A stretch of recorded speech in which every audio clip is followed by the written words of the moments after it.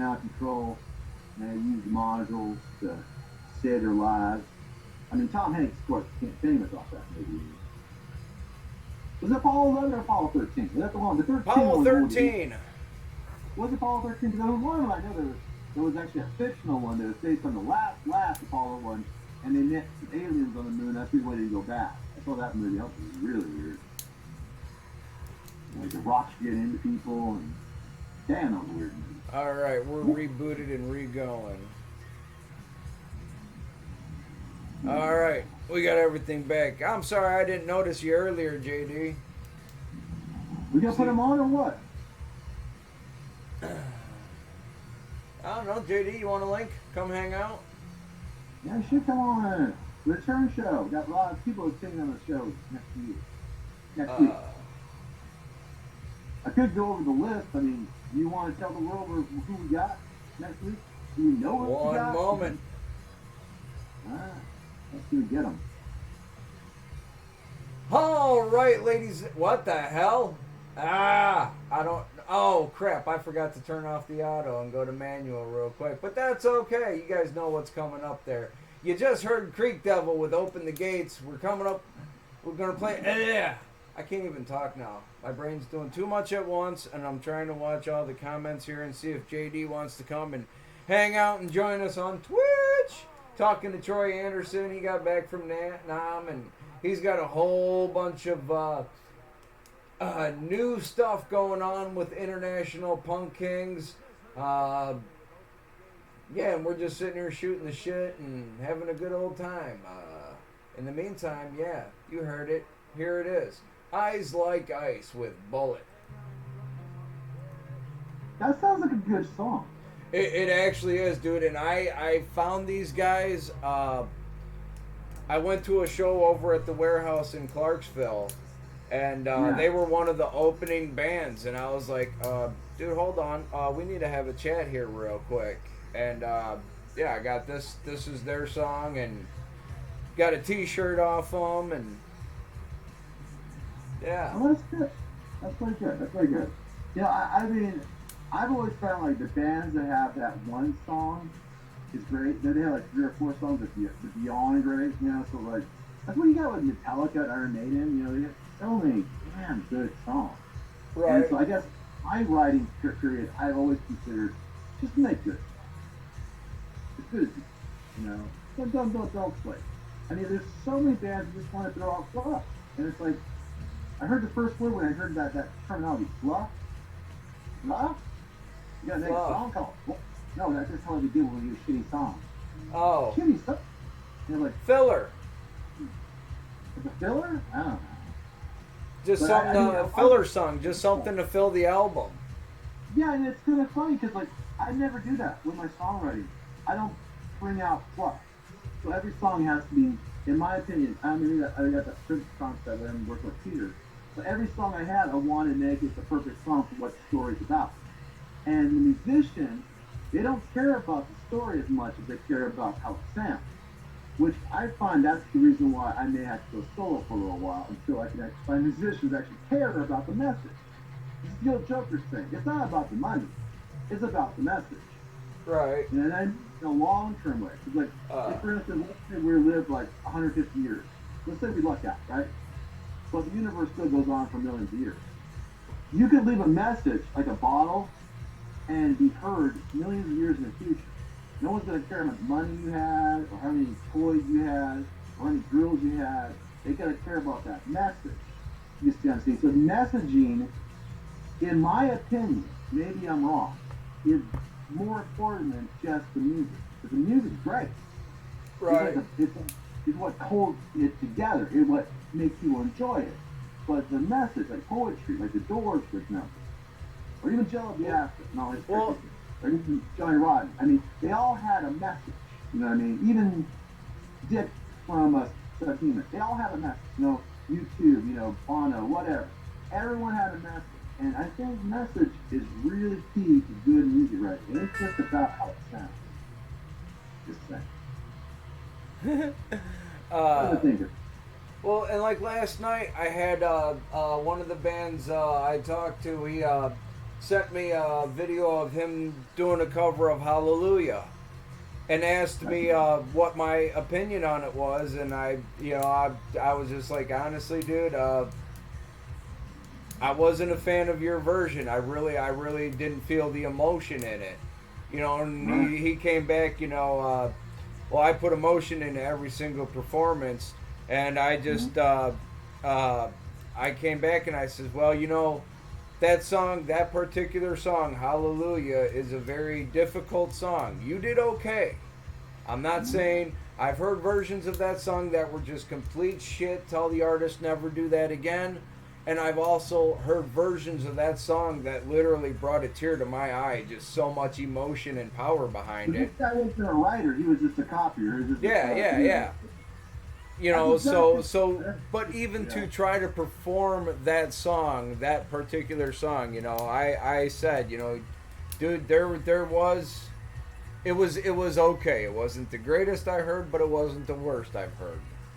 The song itself, you think it's written correctly? Huh? Your particular guy from singing a song, was the actual song written correctly? Was it a song you think was taking a lot of time and effort, like that song in particular? It was, you know the song Hallelujah, right? Yeah. But you think that song fit him? The message. I mean, because I'm not much of a cover guy. I think I've done 2 covers my whole life: Sex Pistols and who was it? Ozzy Osbourne. I did God Save the Queen, I believe, and I also did Paranoid for a concert one. Well, you can't be the international punk kings without doing a version of God Save the Queen. I could do Jello Biafra, but I refuse not to, even though my Calvary vow is probably spot on. Because that's don't do covers. I do originals, and I think the problem is with a lot of people is when they're trying to be a singer in a cover band, have they ever just write music? Because if you literally do write music, actually do write songs and create songs out of the blue, and let it match up like a parrot, like I do, and a lot of good singers do, if they're a writer and singer, you will not only find it being more uplifting, but you'll find your place in the music. Because you got to be a parrot to do that, I've found over the years. And that's a great experience. I mean, I love people that like to icon and love other artists, but if you're an artist and you want to be a creator and you create, do it from your intellect, then your heart, and then your physicality will come. You have to practice a lot, but it will come. Trust me. I did karaoke for over 10,000 hours, and then I did 10,000 hours of writing. That's 20,000 hours of my lifetime doing my job. And I do believe in the 10,000 hour concept as well. That's One Republic concept, and I totally agree with it. And he was totally into, like, you're talking like, so much into that kind of gospel concept. He was able to make message songs, like The Secret and a few other ones, Those lyrics were profound because they were dreamt about in the head and delivered by the mouth. And that is a message song. So like those message songs work. So I think sometimes people don't sound good because they don't have that heart or that brain to know about what that song's about, because they didn't write that song, they just wanted to duplicate what they do. Right. And I'm not against cover bands or tribute bands, but if they're going to do it right, walk in the feet on their minds of what that person was doing when they created that music. And maybe you can implement it. I'd rather somebody do some originals more often. Right. Well, and I so fun. It's like, why are you doing it? Do you really like this band? Do you really like these songs? But now, I mean, when I lived up in Illinois, there were a lot of really good cover bands up there. Coming out of Chicago, you had the all-female, the Iron Maidens. And they were an all-female Iron Maiden cover band. Badass. Still the Iron Maidens are still out there somewhere. They're the same members. I know they're out there. There was a Judas Priest cover band called Judas Rising. Mm-hmm. Yep. Those guys, freaking badass. Scott Davison, who's their drummer. Yeah, I know Scott Davison. He owns Rebel Radio Chicago too. And I'm trying to think. There was AC/DC cover band. Bells, bells. No, Male version. Okay, cool. uh, Because Hell's Bells is the one I know of for the girls that do AC/DC. yeah. They Well, this was just like a local cover band, but they were awesome. And then there was a Motley Crue cover band. You got one? I have the badge somewhere around here. Looting Crew here in this area. And the lead singer of Motley Crue could pass as current Vince Neil, but actually did better than current Vince Neil. Well, Vince Neil's voice ain't that hard to duplicate, and I'm not much of a cover guy. I have done karaoke a lot, and actually, as people were like going, "Why do you sound like this guy?" Because he has an easy voice. Well, It's one of the easy voices to cover. honestly, I'm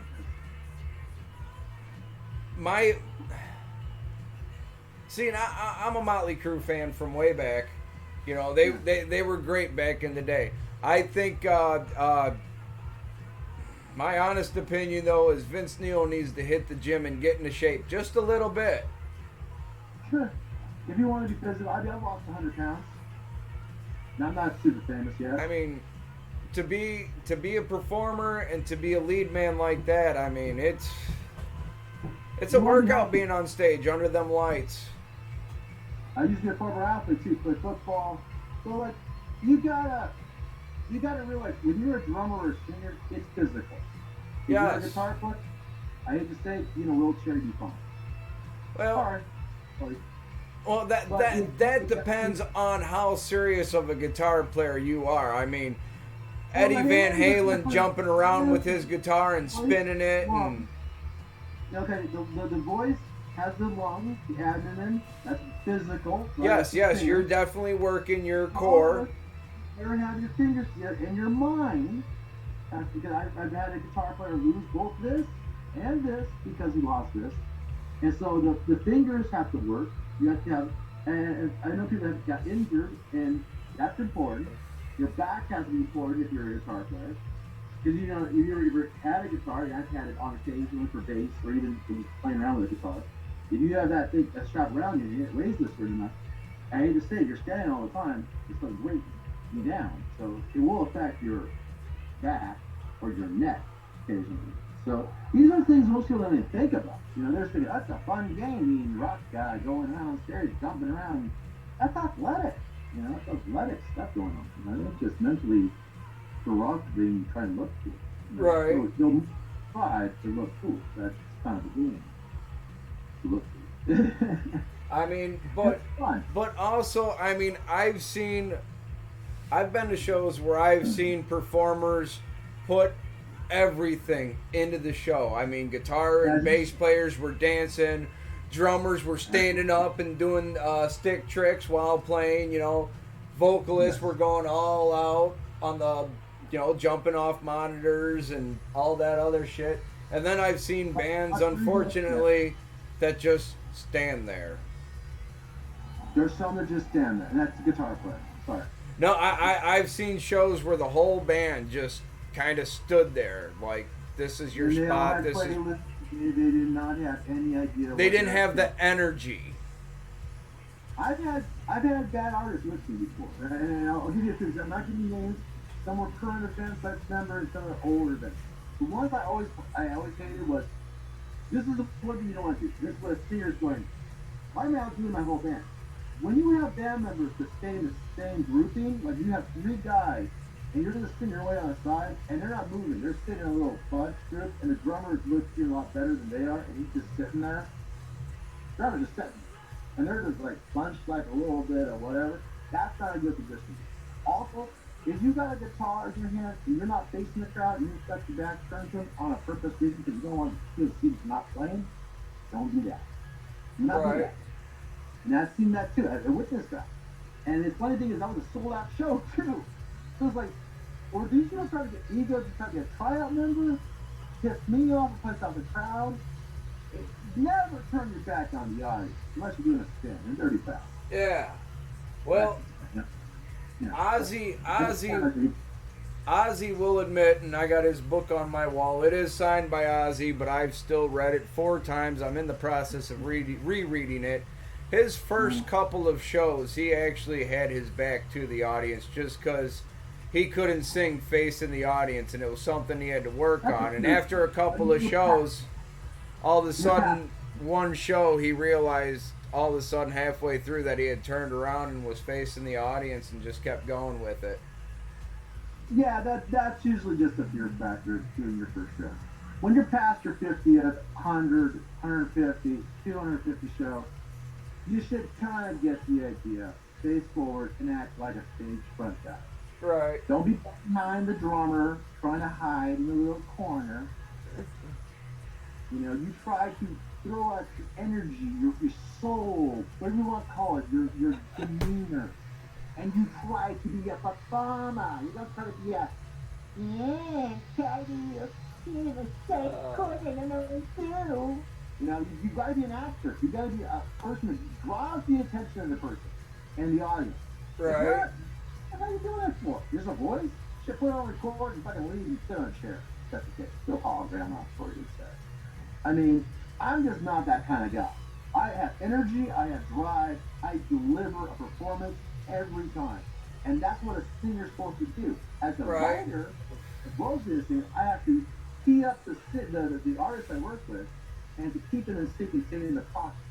You go, well, sometimes you change the lyrics, Troy. No. Sometimes my guitar player doesn't play the licks he's supposed to do. Either he's gone too fast, too slow, or gone too long, or too short. Real estate in this game is essential to be accurate in the performance. Because you're not going to be like the recording unless you have everybody synced up and completely right. And that's just how it is. Music. All right, there you go, ladies and gentlemen, from Bridgeport, Illinois. That was Pipe with Down in the Smoke, a good stoner metal band. And we're sitting here talking with Troy E. Anderson on the Twitch channel, and we're talking about band energies. And, you know, he's mainly, he keeps going back to the drummer. And I'll tell you what, when I worked at the venue up in Illinois, we had a lot of bands come through. And my main job, I was the cook.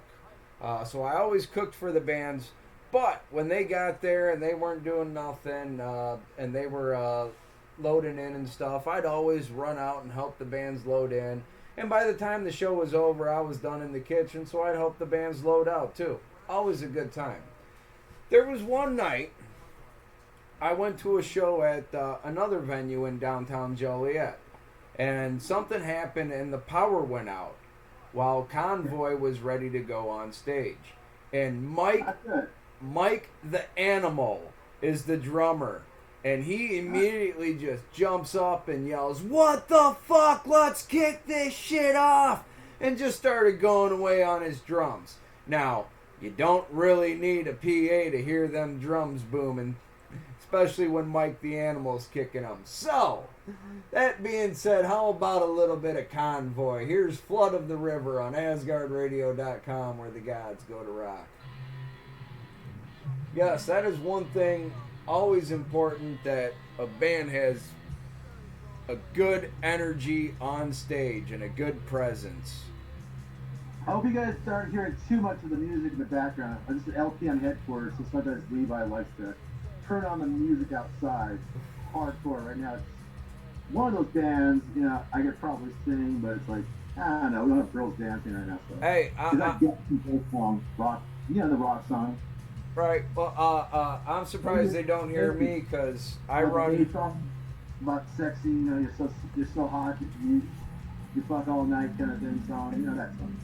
Well, whatever I'm playing on Asgard runs through a couple of old school Pioneer speakers back in the corners. Right. That's beautiful. And no, we should go back on the music theory just for the hell of it, to enclose or to include on that one. My opinion on artists and myself, I'm not saying I'm going to go solo right now, but my need to have Serge the drummer or a few other people help me out with Peter. It'd be really awesome to help me out. But I think that when it comes to stage performance, it really is key in fact that you have a plan. And I guess the ones I had plans with, it worked as much as it could be worked. But believe it or not planning is not good. Because like if they don't know where they're at on stage, I've had guitar players leave the stage because they were so scared. And I didn't realize how much a factor of having a fearless artist with you versus a scared, timid artist is. And right now, I can tell you right now, anyone who wants to apply for my services or wants to work for me, do not be timid. At least act brave. If you're a punk metal pop band, try to have some balls. Just saying. Right. Hey, Cowards do not need to apply. It can even help on stage performance. I don't care how great you play. I mean, calorie does not work. They can sense fear. They can smell fear. You know, right. like they say. Uh, You got to have a little bit of confidence. hey, Or a even shitload. even doing this stuff, I before I started doing this, when I still worked at the Top Fuel Saloon, any Oh band yeah. that came in, any band that came through, I was not afraid to get up on that stage. Uh, Got to. and I told my wife, she said, well, that's because you like to be the center of attention. No, I don't want to be the center of attention. I want to be next to the guy that's the center of attention. It's easier that way, really. But here's the sad part: is even when I try to find backup singers, the only one that was good was a female. So you're the front guy, but the female guitar player is probably your best backup singer you've ever had in your life. And of course, we all know she got knocked up by the backup drummer.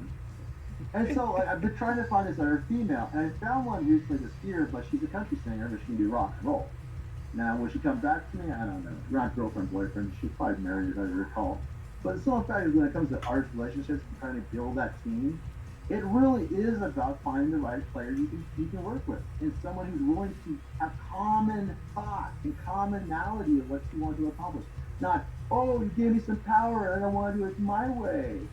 I'm not a rap band, I'm a metal power orchestrated person. I think a different terminology. When one person wants to shift in one direction and it's somewhere I'm totally the opposite, or you try to give me something I don't like, and that doesn't affect you, but it affects me. The singer is the message for me. So I not so much respect the person, but as they used to say in the military, respect the position. Respect the uniform, they used to say. Right. Because that person has to deliver something on stage. And if you like him or not, you got to work with him. At least try to get that vision across and try to work with that person, because that's the person essential to make the show work. And that's I think a problem with a lot of bands is they forget a singer's not a bitchy guy unless he's a bitchy guy. If Right. you know he ain't a bitchy guy, all he's really caring about is the music. He ain't bitching at you, he's caring about the principles of how to make it work. Right. That's Well, all I'm doing. like Freddie Mercury, Oh hell yeah. Oh hell yeah. he was And I'm not very, saying very I'm not particular saying in the that. studio, and he had them doing some weird stuff. Yeah. But was it beneficial for the band? I don't know. Yes, it Because was. he put a piano like no other, so obviously he didn't really need the band in a musical sense for recording. But like performance, hell yeah, you have people that are good at what they do, and they have that chemistry. Right. You know. Or like he'd have the. This. Oop, one moment. All right, there you go, ladies and gentlemen. That was Flood of the River from Convoy. We're over here talking with Troy, and we're talking about, stage presence and not being afraid to be on stage. And I said, as a band member and a musician, or even as someone that's just a part of the music industry, such as myself, I'm not afraid to jump up there and go a lick or around with a band, have a good time. And I recall 2 times that I actually did that. One, I can't remember the band. I'm sorry, I can't remember the band off the top of my head. There's just so many of them I've seen. But they tried to do a rendition of Patience. And they did the song really, really well. But no one in the band could whistle. And they said at the beginning, is there anyone here that can whistle? And I ran out of the kitchen and I ran up there and I grabbed out a microphone and I... You whistled. You whistled. You whistled at the time. I whistled out a little bit of Patience for them. The other time, The band. One of my favorite local bands out of Joliet, Illinois, and they are doing their Escape from Illinois tour. Prison City Brigade. They did a cover. You can hear freeze here, people. You can hear me right now. We're in freeze mode. Oh shit! You are in freeze mode, but you're the only thing frozen up. We'll see if he unfreezes. But Prison City Brigade. They did a cover of Nathaniel Radcliffe and the Night Sweats, Son of a Bitch, Buy Me a Drink. Back. He's back. Troy is back. But I told them before they took the stage, if you guys play that song, I'm bringing you a round of drinks up on stage while you play it. And Zero was like, hell yeah. So while they were playing it, I brought them all up shots of Jameson. That's what the band drinks. And Ratchet, the bass player, she says, "It's not my lord, is it?" No, I'm not a dick. What are you drinking, Jameson? That's what it is. Here you go. So, that being said, I'm going to shut up and get back to some music here and a little bit of Prison City Brigade with Frequencies Faded on AsgardRadio.com, where the gods go to rock. I like that name too. That's a good name for a band. Yeah, well, I love that name. That's a good name. they are a pretty kick-ass band. Yeah.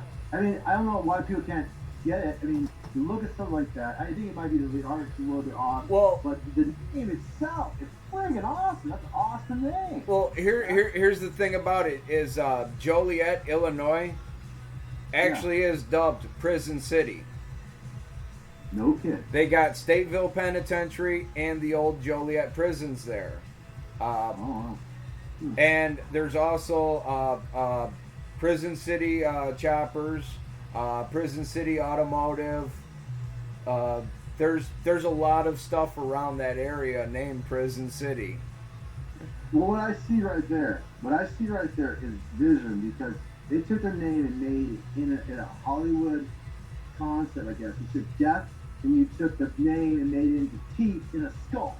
Yeah. That is friggin' genius. It may not look perfect right now. If you get some more artists on that, put a little flex involved, a little blood. I'm not saying make it look like Eddie from Iron Maiden, but you got something there. There's a character. There's like this little I have with the gas mask and the sound there. There's a character there willing to come out. And right. I mean, start thinking about the name. I always feel like I kind of mostly feel that it's political. They always don't like the idea that I'm a punk using the monarchy concept. Well, I don't know if people realize this or not, but I've been trying to tell people this for a while. I think you've already known about it, Chris. My family actually could be related to the royals. Believe it or not. I was raised by a Stuart. And a Stuart, if you remember, is part of the Scottish royalty. okay. So I was raised by a Scotsman. And my legitimacy of what my father was has always been a question to my sisters and to my dad almost when he was drinking something. Not saying my father, my uncle's the dad, but that would make a good Hamlet story of the modern day. Well, on my father. But I'm saying that. What I'm saying is monarchies and punk. The reason I did that was called oxymoron. I was trying to do a better speech, just like dead Kennedys. The dead Kennedys, that refers to the time the Kennedys all died in the 60s. Well, It's amazing. I think I don't know why they get so hyperbolic about naming something. Like Baby Yoda. It's not really his name. His name is, I forget, Orville or something like that, or a weird name. I think you'd like Prison City Brigade. They're kind of punk. I think I would. I mean, that's the thing. A name drives you to find out about that music. All right, ladies and gentlemen, a little bit of Prison City Brigade for you. We're sitting here talking about it. Kind of punky. Yeah, they're punk. And I'm moving right along. I don't know why I'm still playing music here. I was, usually done at 2 on a Sunday fun day, but I decided to keep it going while I'm talking to Troy, listening to music in the background. Why not? Here's a little bit of Nature of Rebel Minds with their take on The Devil Went Down to Georgia. Hell yeah.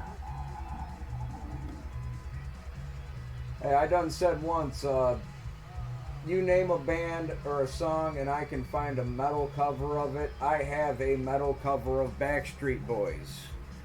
Wow, that's impressive. Just because a listener one night said, "Bet you won't play some Backstreet Boys." Try That's me. amazing. That is amazing because like I actually saw a band at NAMM play a cover of Backstreet Boys.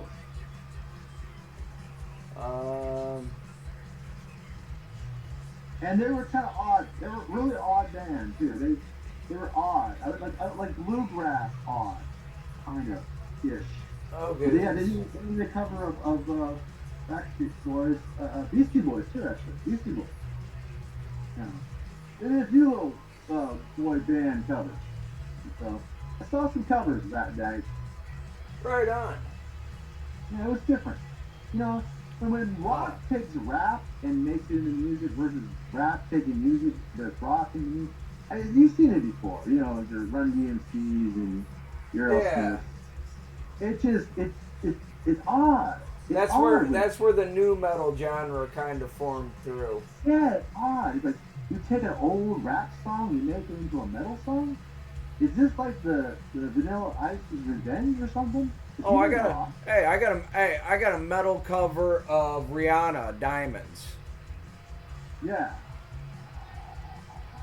Wow. I got a metal cover of Taylor Swift. I got two different Taylor Swift songs that are metal covers. Well, you know who I've been trying to get hooked up with because I like her a lot.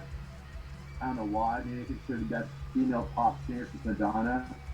Lady Gaga. I wonder who could actually cover her in metal. Because, like, Bad Romance, Poker Face. I believe. Oh my god, that would be good. Hold on, let me double check to verify because I know I got a Lady Gaga metal cover. Yep. I got a metal cover of Born This Way. No crap. You know who Leo is? Uh-huh. He did it. No way. Yup. I We need to play that sucker. We need to play that sucker one of the days. I'm trying to get in with Lady Gaga. I mean, I'm trying to get. I'm the whole universe say, go get hold of Lady Gaga. She's this cool. She's got doing the Top Gun thing. She's hot as hell right now. I'm trying to get that clap and stuff. She's doing it for her own. She got some good music now. Yeah, that woman can sing, and she's a writer too. That's another. I respect, no matter how people just a big popular star, if you can write and you can create and you can prove it on all aspects, I respect you. I don't care what people say bad about Lady Gaga. She's one hell of an American singing artist and writer. She is. I'll give her that. I mean, there are a lot of people, they get writers to write for them to sing. I don't do it. I write my own stuff and sing my own stuff. Lady Gaga does it. So I understand why artists feel scared to be in my presence because they can't own me. They can't control me. Well, who controls Lady Gaga but Lady Gaga? Right. You know? That's it. I love that. Those are the kind of personalities in this world are rare, and I love it because they're fearless people. They're fearless. They're like Johnny Depp. That man's a fearless man. He talks softly and quietly, but he does this crazy ass crap and it's real. And forever, Grumpy will never ever be the same again. When you hear the word Grumpy, you're probably not thinking seven dwarves and a nice, beautiful lady named Snow White. It's going to probably die about that. The next relationship you don't want to have. Now, what was the other one? Check.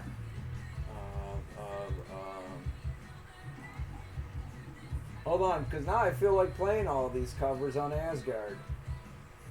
Oh, ones with famous people. Yeah. All that remains. Will Smith on there? Getting Will Smith metal? I played Jada Pinkett earlier. Wicked Wisdom. Okay. Michael Jackson metal?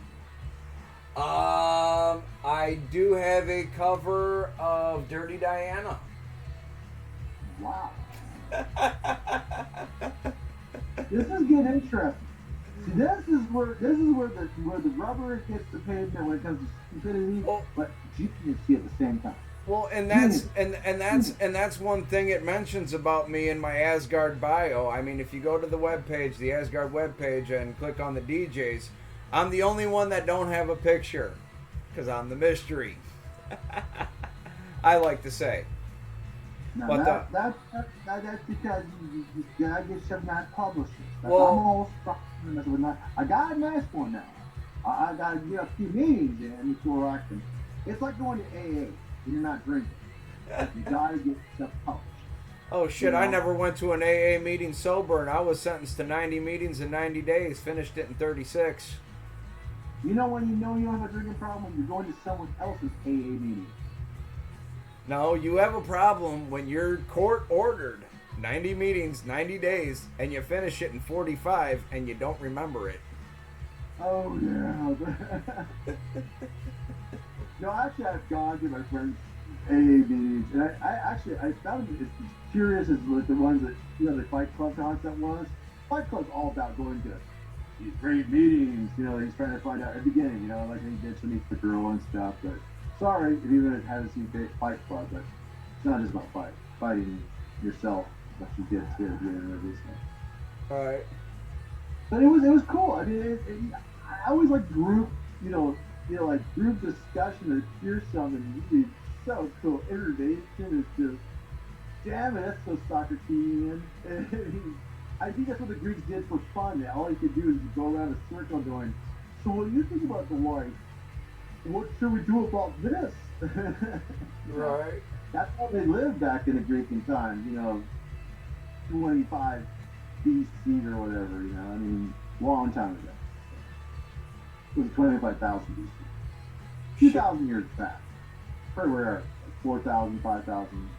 But civilization really started, Athens. And there was like my song, for example, we had Ares versus Venus. That stuff was going on back. They had good sitcoms like Hercules and Xena. Don't you remember Xena? Yes. You know what game that was? And He-Man and Xena came like an actual real sitcom. So I'm talking about good sitcoms. Xena was good because she actually died. And I remember the death scene. She got her head cut off, and she was butt ass naked on a wooden spike. Some Japanese guy got her. And that's how she died. She came back to life as an angel or demon, I think, and then somehow Ares got her into like modern day thing where they came back and they're in the future and they're in a limo and they're drinking. That's how the series kind of ended. And of course, sadly, Ares' character, the person that played him, died in a skiing accident. So I felt really sad because I could have played a lot of good movies right now. He's still alive. True story. That's my passion for sitcoms. Shit. Right. All right, there you go, ladies and gentlemen. A little bit of the Almas with Anti-Everything. And that was written for a couple of piece of shit radio motherfuckers. And I'll admit I made a donation for that song by buying the shirt, because I'm a piece of shit radio motherfucker. But not in the sense of the meaning behind that song. That song is to promote and support Rock to Stop 22, which is a federation to stop the 22 suicides committed by veterans on an average daily basis. So yeah, look it up, support it, and help it out. In the meantime, I'm over here talking to Troy, and we're sitting here talking about metal covers and cover songs bands do and stuff, and I'm like, dude, I got a bunch of good ones.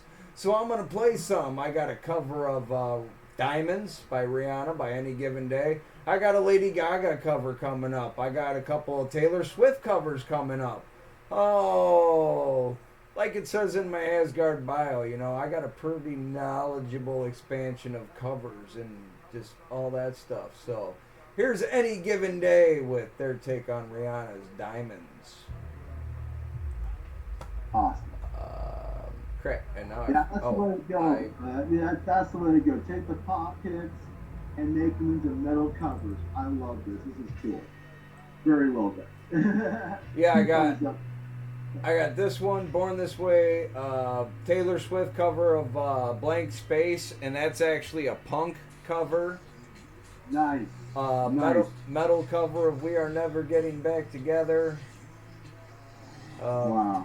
of course, you know, Devil Driver put out a whole album of country music classics in death metal. Wow. You know, the funny thing is, I always liked it when they were doing just not covers, but they did like Sonic of like movies. Like for instance, like you were doing like the one with the Star Wars. I was like the it's like with the Duel of Fates, and they always try to figure out how they could guitar it out, and then they do another movie, you know, soundtrack, another one. But they just got to the point like screw, we're just gonna do pop songs, and raps, we're just Hold gonna on. cover them. Let me double check to verify to make sure. Yep. I got Metallica doing the Imperial March.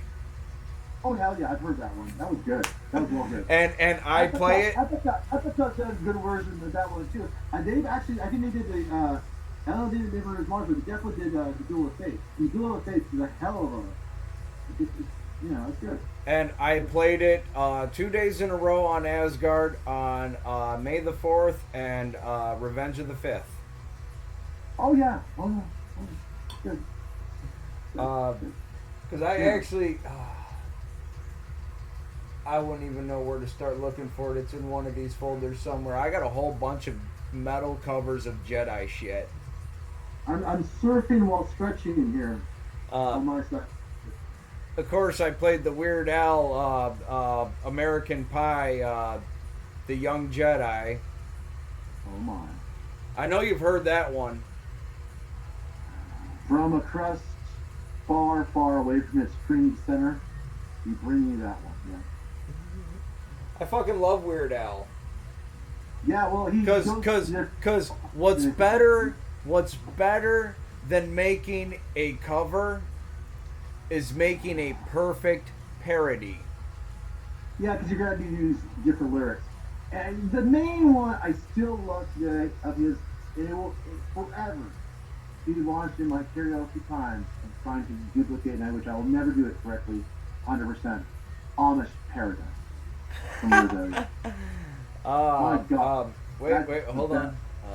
Cowboy As I walk through the valley where I harvest my grain, I take a look at my wife and realize she's very plain, but that's just perfect for an Amish like me. You know, I shun fancy things like electricity. At 4:30 in the morning, I'm milking cows. Jebediah feeds the chickens and Jacob plows, fool. And I've been milking and plowing so long that even Ezekiel thinks that my mind is gone. Oh, man. Hold on, we're remembering the lyrics. Hold on. I wouldn't have done it so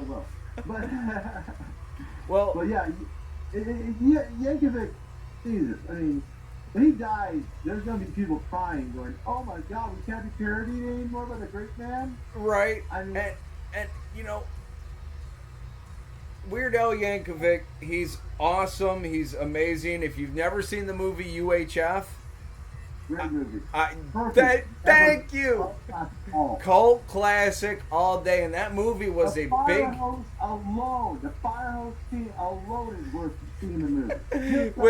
with fucking Kramer. Oh yeah, the time when no one said anything bad about Kramer, he was all good back in the hood back then. Oh yeah. Yeah, back in the day. Back in the day. But yeah, that movie actually, it was such a failure that it actually caused him writer's block. Hmm? And his writer's block was actually cured by Nirvana. Yeah. But I mean, the man's had an awesome career, and he's never done drugs. Well, that's the thing. Again, this is their perception of rockism or fameism or being an entertainer or musician. Think of the Bach versus the Mozart.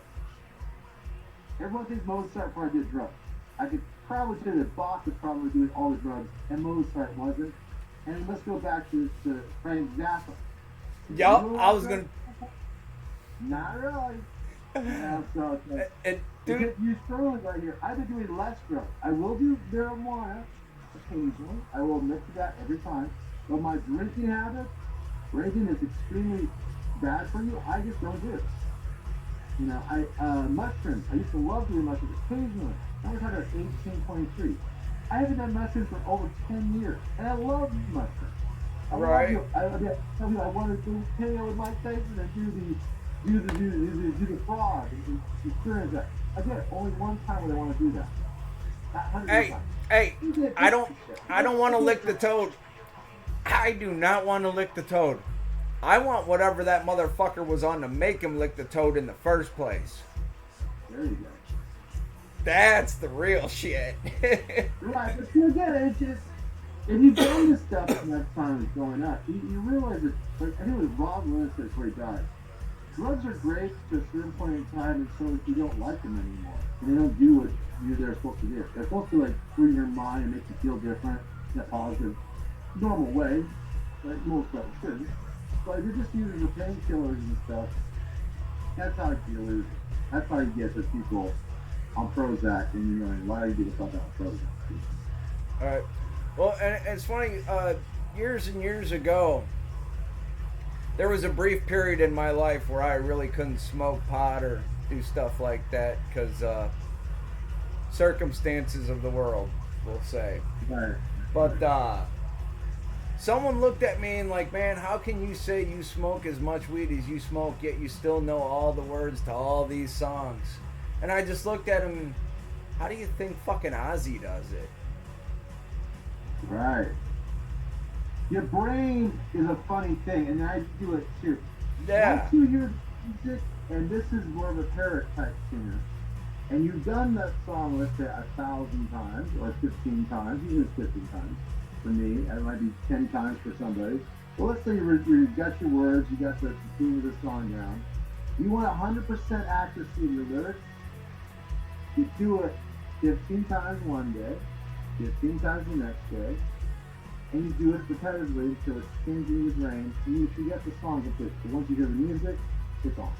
Your brain just works that way. And you tell it kids, but your brain is smarter than you are. You only got a cognitive thinking of certain thoughts. The brain retains a lot more. It's amazing how the skull works. And it works for every brain. It ain't just my brain, it ain't just his brain. Every brain acts on the same cognitive level. It retains what you repeat. Now you might have a brain disorder, you don't get that, but even the most forgetful people like Ozzy Osbourne, for example, like a trained dog or a puppy will step right into it and it'll be just fine. Right. So you're trying to learn songs, you'll get it. Just keep on practicing. It will pick up in your head. Yes. You're possibly brainwashing you, but if you're brainwashing yourself. And there's nothing wrong with brainwashing yourself. It's called conditioning. Learn those words. And a lot of the times, it helps to have the lyrics in your hand while you're singing along to a recording of the song. That way your memory actually absorbs. Sometimes. Some people are different. And some people are visual, some are audio learners. I'm more of an audio learner. So once I get my sound down, I just feel like, Coach, you want to stuff that in your scale? Hey, Coach, you said no. And the reason I say no as a writer is because they're trying to take your writing test. And they usually do it right before you're about ready to kick them out of the band or they're going to kick you out of their band. Don't ever give your band members writing by that request. Because unless they're doing the backup singing, I don't give a fuck.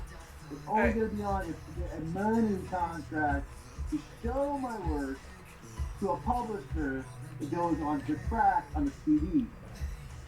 Unless you don't want to contribute with the lyrics and care about the message, do I get a whole track of notes and music book? No. Not unless he's a publisher or she's a publisher. Yeah, I know. I'm really always careful excited for this one. I meant to message her earlier. I just been busy all afternoon and I'm still on Asgard. If you have someone copy your stuff and you don't get paid for it, that's easy. So always, artists, protect yourself at all times, especially your creative. Just that. Yes. That's why, like, if I write anything, I don't like to share it. You shouldn't. You should unless you get paid for it by a publisher and it's protected by a publisher. That's what people like with these copyright things. Copy it. It's publication in the true sense. You don't need to go to the U.S. patent to make a song. Songs have been made for billions of years, from aliens to us, you know. Songwriting, theme music, that's fine. But when it comes to actual writing, lyrics, writing, publish. Get a Yes. publisher, publish it, don't let them screw you. That's my advice. As well as learn the song inside and out, both audibly, visually, mentally, and definitely through your mouth. That's what singer does. Well, If he's see- writing and singing. I've learned for 8 years of being a singer originally, and for doing karaoke for probably well over 25 years. I've done karaoke. Which means I love other people's music. I'm just not a cover guy. I'm not a tribute guy. I could be one. I don't prefer doing it. It's not my craft. No, what I do. Right. Yeah, original is gonna get you Yes, paid her longer music than is good. I like it. It's a little too country for Asgard, but she has the one song I can push at Southern Rock. Oh, You didn't request the song, so you didn't request the song. no, I got. We're talking to an artist from Nashville tomorrow night. Oh my. Did you want to have one of the songs we played from Nashville? Huh? Did you want one of the ditties we played from Nashville for you? Well, I actually have a few bands from Nashville. The one we're talking to tomorrow, her music's a little country for the Asgard format, but she does have one song that I'll push as Southern Rock. And that's really pushing it. Nice. Well, she must be very attractive and knows how to make a man happy. That does me, I'm sure. No comment. I'm just predicting the posture. That's why you guys got two in this tomorrow. She is a very beautiful, talented young lady. I assume so. Again, another reason why you don't show up tomorrow. Find out. Yes. That's what we call a sneaker. Not stick. Sneaker. Sneaking. Come. Oh, right, there you go. That was I Prevail with their cover of Taylor Swift's Blank Spaces. We also had Leo and Frog Leap Studios with their take on Lady Gaga's Born This Way.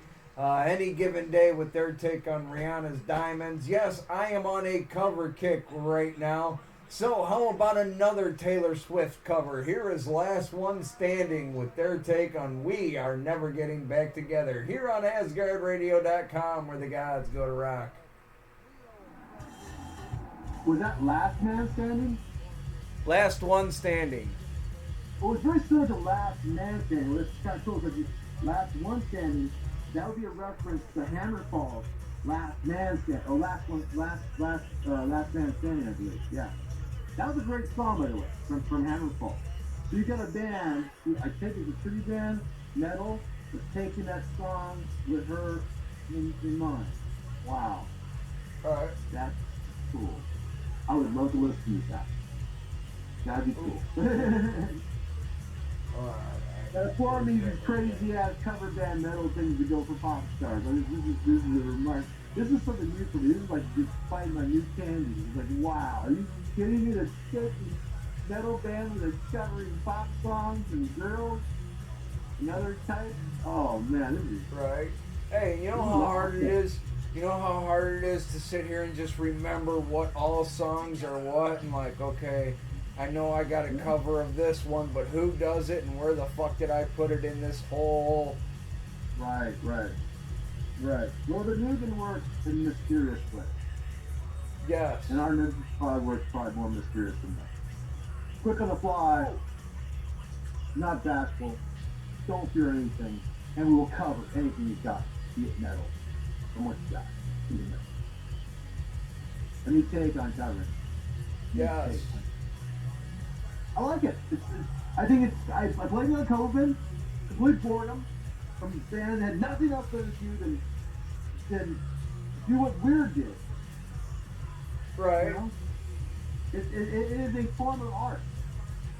They say that when you're copying somebody, it's complimenting you. So if Right. I had a Right. cover that it was covering me, I would consider it a compliment that they're covering me or they're tributing me. I mean, the idea that they don't want to call them a cover band, they call them tribute band. I'm starting to understand that concept now. I mean, the difference between the word or idea Oh, of between a tribute cover band and a tribute and band. a cover. I'm starting to get that now. Before I was like, that's the same thing. No, it's not that. Now that it kind of happened to me just recently, I'm kind of like, yeah, that makes sense. There's cover bands and tribute bands. And I didn't know that. And I learned Yes. something. I learned something a few months ago when people were copying my stuff. And I was like, amazing! I didn't know. I just Uh, didn't. When you feel this as an artist, as a writer, when someone's doing that, you're like, first you're like, plagiarism, and then you're like, no, it's a tribute. They honor you. They're tributing you. yes. They love you so I'm. much, they want you to be you. And it's like, okay, I get it now. I understand. And it took a little time. It's like I guess if someone was calling someone a brother or a sister and they weren't related, but then you kind of go, they're close, like they've been close for 25 years. You get it. A cover band goes out and plays Right. covers of songs. A tribute Right. band goes out and tries to emulate a band, a specific band, on Right. stage. Yeah, I agree. Now I'm getting it. I mean, that's the sad thing about me. I guess it's because I think about all these other things, the general statements of how people put themselves out there on stuff like that. I just didn't get. I was like, I don't know what it was. I just general things sometimes throw me for a loop. But detailed things I get because I researched them and like you told me like, hey, what was the 13th chapter of Sun Tzu? But you got the spine, all these spies, or the first chapter is about planning and getting things done and so on. So I understand the details. And sometimes I just understand the rudimentary reason why people call certain things. Like cover bands, tribute bands, plagiarism is always what I thought first when I was younger. But now I realize it's not about that. There's a love for the music so great that if the original person's not there, they need someone to implement it so they can get that live performance. And now I'm starting to get it. I just didn't get it 25 years ago. Didn't get Right. it 10 years ago. Now I'm starting to, last few months, I'm starting to go, Well, yeah, I'm getting it. I'm getting it. As an well, original artist, I only do my own original stuff now. Jacob Hicks. Jacob Hicks, one of the guys I talked to down in Nashville, he was over at NAM this year, and he told me about the Music Biz show in March, and he goes to that as well. And he said, NAM is all the equipment and that aspect of it, whereas Music Biz is all the business and the industry side of it. And I'm like, Yeah. well, fuck. Next year I'm going to both. Go to both, and the reason why NAM is better, in their opinion, and I think it always is an opinion, it's not an actuality, you gotta go to both to figure it out. Which one you prefer, is Right. that what I feel with NAM is, it is a little bit educational too. Because we have some summaries that occur. We went upstairs, because there's a big convention room, and the upstairs they have rooms and stuff. They give you like actual teaching of music at a higher level. And the convention center is mostly for blues, for people to really get an idea of what's the newest technology, or at least they're showing you products. It's some really good guitars, some really good artful stuff. But mostly they're showing you techniques and they're showing new technology. Right. In between all that is the concert aspect of socialization that's occurring through the Hilton, and they're out. You're getting this like, okay, I'm in a cover band, or I'm a new performing artist, or I'm a merchant person, or I'm a celebrity. Wow, they're all together, and it's very invited because you have to be invited. And once you're invited by the invite, you get the idea of talking. You get this inner circle. All right, there you go, ladies and gentlemen. That was Gabriel and the Apocalypse with their take on the Midnight Oil classic, Beds Are Burning. And like I said before, I could find a metal rock cover out of pretty much anything. So, how about I give you a little bit of Volbeat with their take on the Hank Williams Sr. That's right, Senior classic, I'm So Lonesome I Could Cry, here on AsgardRadio.com, where the gods go to rock. Here's another thing. They're chronic. There's another thing about NAMM I wanted to tell everyone in the outside world that they may or may not know. People dress weirdly at NAMM. And I mean that in a good sense. You don't see people all suited down and bow ties and like... you see some fucking ripped up jeans and some dirty band t-shirts. Yeah, you see that, but when you see artists, they usually got their best black leather on. They've got their hair all dyed up. You know, I'm bald as hell. But anyway, you get people looking their best and what they got. Right. Hey. Honestly, I told one of the kids I work with, our big boss at work, well, basically our bosses, period. I like them. They're really cool guys, but their shirts are way too nice. And the one kid looked at me and he's like, dude, I totally understand what you're saying. I'm like, thank you. I'm a fucking dirty Motorhead t-shirt kind of guy, you know, and they're wearing the nice polos and they got the... Yeah. Well, there's an old saying, sometimes you're in a party, you have to dress down, not up. Right. Sometimes. Hey. And even at the NAMM, there is a dressing down to a dressing up, back and forth. And the girls always want to dress up. The guys always want to dress down and get new shit. That's it. Right. Think about it. Like, we won't only dressing down as long as it's new. The girls are like, I don't care if it's new or old. I want to look fucking hot. You know, so there's the color.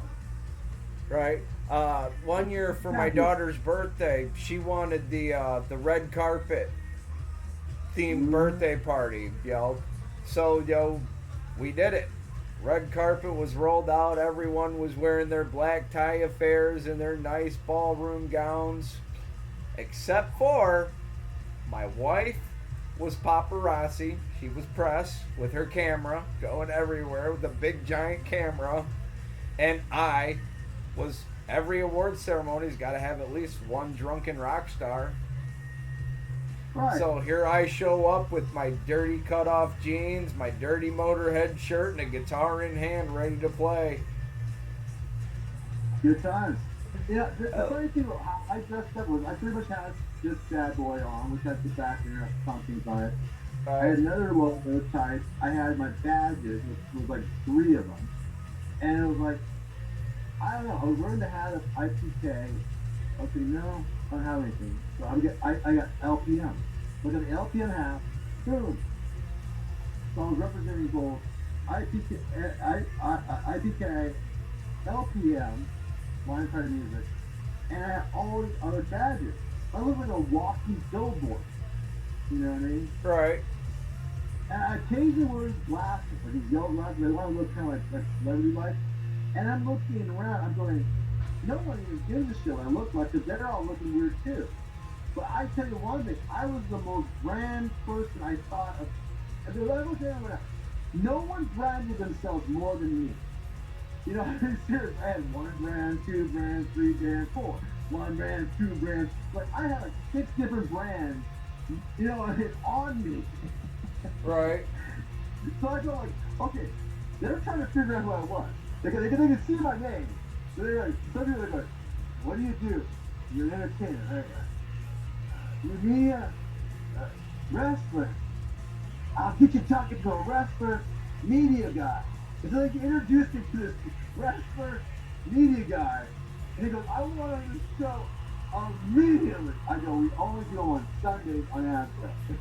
Oh, yeah. So we might have a wrestler media guy who's also a musician who has a shitload of tattoos. Is it Mean Gene Okerlund? No, he had tattoos. Big guy. But the dude was like, Dude, and I'm just told this cigarette between the Hilton and the Marriott. No one sponsors besides me. There's a place. If you go to NAM, there's a place you can smoke, even weed. Don't tell anyone. You can smoke weed. It's California. Oh, it's California. It's legal. They were the first to go legal. You're going like this, and people are looking at you, rich and fancy. They're trying to figure out who the hell are you and why do you have so many brands on your body, and you're not got one single tattoo, which I have zero tattoos. And you got all these brands all over you. You got it on your hat, you have it on your stuff. Who are you? I don't mind it, so yeah, and I had to explain who I was, which usually is a slow, lengthy process. Right. I mean, I'm not like Johnny Depp.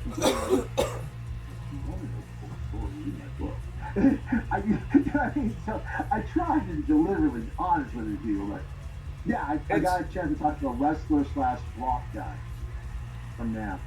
What's on the show, I guess? It's a little bit easier for me. Hi, I'm Chronic Chris. I'm a piece of shit super fan. That works. I guess I couldn't use that. I wish I could use that in a different life, maybe. But I wasn't doing what I'm doing now. That's a good way to do it. I give you credit. Chronic Chris. Nothing wrong with that. That's well put. I mean, you got all the stuff out there. Hey, I like to be short, simple, and to the point. It was simple. It was comical too. You didn't say it if you were coming through. But your girls are like, huh? What? Huh? They do that all the time. And they do not want you to ever misspell their name or missay their name. So I'm like, well, and there's a new hemp dispensary that just opened up around here, and I was in there the other day, and I gave them my card, and I'm like, yes, Chronic Chris is my name. That's my radio show on the station. That's all my media information, and I did create a strain called Chronic Chris. Unfortunately, you can't have none.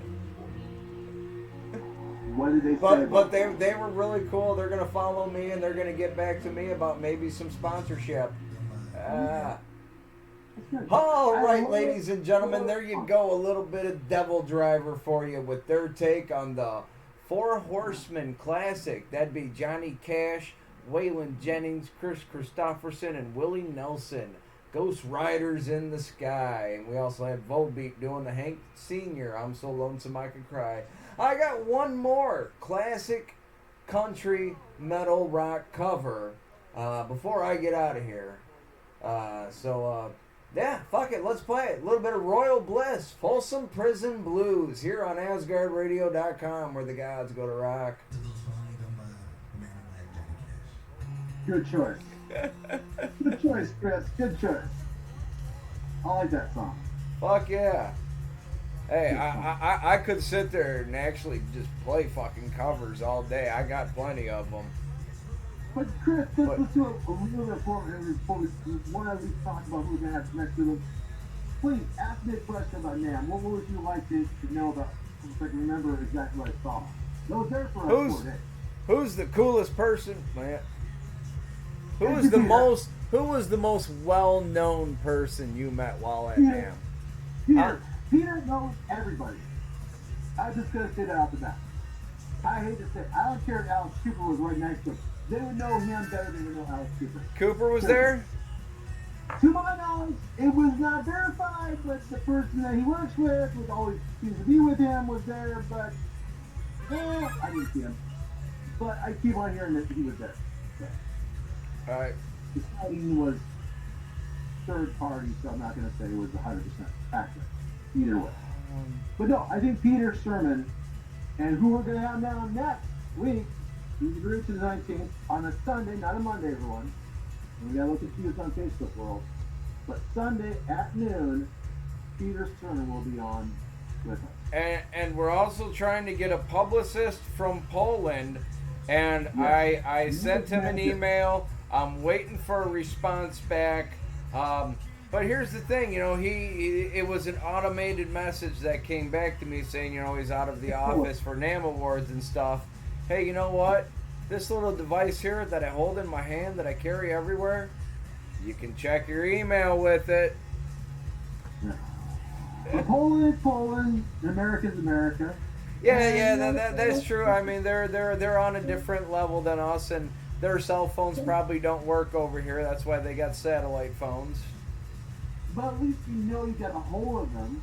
Because Right. even the .com is a point, was a point TL? Yeah, and I messed it up 3 different times. Finally, I did a Google search for the magazine. There you go. Yeah, it's real, right? Yes, it real is. magazine. It is. And I went to the website and I found his email address is really close to what's on the card. It's basically the same thing, just shortened down. Right. Like instead of his whole name, it's like the first letter of his first name and then last name at blah blah blah.pl. Yeah. Whereas on his business card, it's the whole thing all drawn out, and but it took, you know, and that's why I messaged you. Really, man, making me actually do some work tonight. What the hell, man? Well, it is Polish media, and we said we got a Asgardian DJ in Poland, right, in Warsaw. Yes, I do. And I gotta shit. Thanks for reminding me. I still gotta hit him up.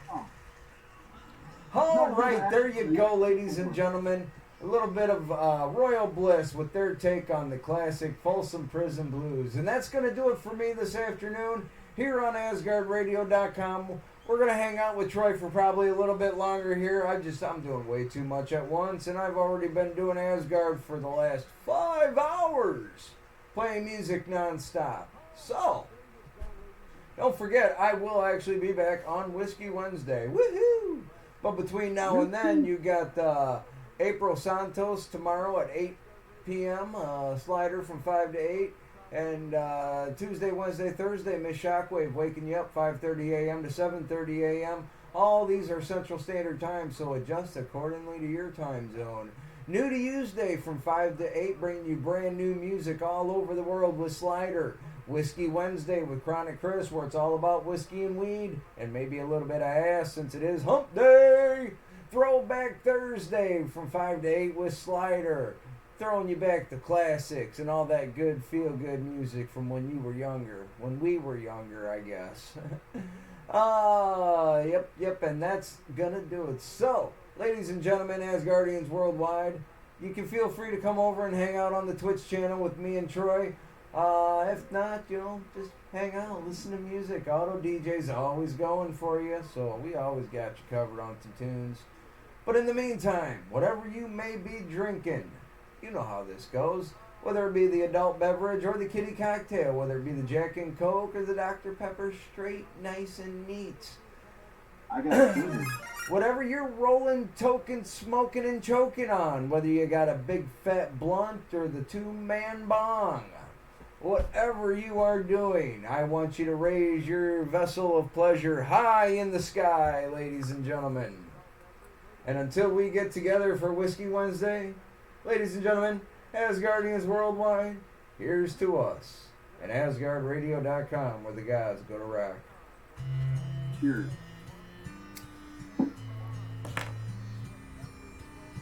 On Asgard Radio. I love you all, and I'll see you on Wednesday. That was beautiful, Chris. I always had my Asgard show. Well, not always, but like Sunday, I end it with Hailstorm, Here's to Us, and also on Fridays. That's good. Good to have that tradition. That's traditional marking signature good stuff. Right. Actually, Whiskey. Whiskey Wednesday, Female Fronted Friday, and on Sunday I end it with that one. Saturday is a little bit different. Saturdays I do the weekly top 20 in rock. And so I end that with Ray Charles, Hit the Road, Jack. Oh, nice classic. No, wait a minute, Chris. We're still live on Twitch. Yeah. Could there be a band that would keep any Ray Charles metal coming?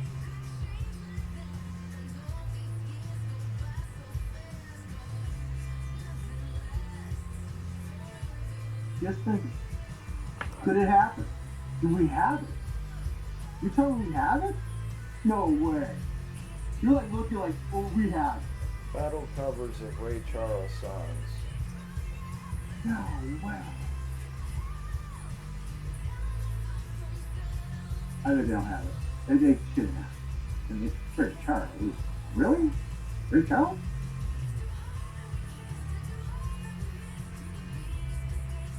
I'd be amazed if they did.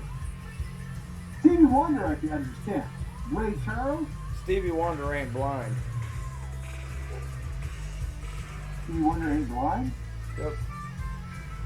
You tell me that he's been faking it all the time. Got it. Got a metal cover of Hit the Road Jack by a band called Wicked Rumble. No way! Yep. Oh my goodness, the world has changed on its head, dude. I'm utterly amazed. Again, I am a original. Oh singer. shit! And they're female fronted. Oh, dude, we need to interview them. I'm sorry. If we're gonna interview somebody cool on Twitch, this is the band interview. Oh, dude! In the video here, she's dressed like they're all dressed like it's 1920s. Where is that? They near you? In Nashville area? Kentucky anywhere? Oh my god. That is freaking amazing. Oh, yeah. They're going all out. They don't even care. They don't even care. They're just going all out. I don't know. Hey, like I said, I can find a metal cover of almost anything. No. It was funny at NAMM, which I always find was amazing. There were a few original bands doing the original thing, but also was a lot of people doing covers while they're doing the originals. Like, way too many covers. And there was a little bit of metal tendency, and then I didn't realize, how long has that been going on? Right. Is that like a new trend or something in the last 5 years because of COVID? Or I didn't even pick up on that. You know, I've always done my own original stuff. I never thought, oh yeah, we're gonna cover it metal style. You know the old stuff. You know, like Dude. Lady Gaga or Ray Charles. No. You know. I've also seen some really kick-ass. I got to get a hold of this other band I met up in Illinois. Yeah. Because they did a kick-ass cover of the Inspector Gadget theme song. And. Yep. That song? Yep. And I remember it because, dude, their bass player, that motherfucker had energy. Their bass player was just dancing around and shit and fucking do do do do do do do do do do do do do. What? They had the doctor called you the doctor called. I'll get you, Gadget. That was in it too. Nah, it was just they did like they were practicing the cover and this was their first performance of it. I remember the bolt piece. Yep. Yeah. It came out, the bass player just came off very softly with do do do do do do do do do, and it took me a second. I'm like, wait a second, that sounds like Super Mario Brothers or something like that. And then he did it again, and he did it with do do do do do do do do do do do do do, and I was like, no fucking way, and I ran out, and they did all of a sudden it was just they were going nuts. It was awesome. Well, I'll give anybody the creds to take something popular and do something like that. I think in a riff aspect, yes, it's non-creatable, and in some respects, you're creating new, but you're creating something new in the sense of the way you're doing it. Right. And I will credit for that. Well, and that's why I'm gonna come out with this. Nothing's official. Metal. People like hearing Zelda riff in metal. That's why they like hearing Twinkle Twinkle Little Star in metal. There was another band that did a metal version of the Office theme song. Yeah, the Office theme song.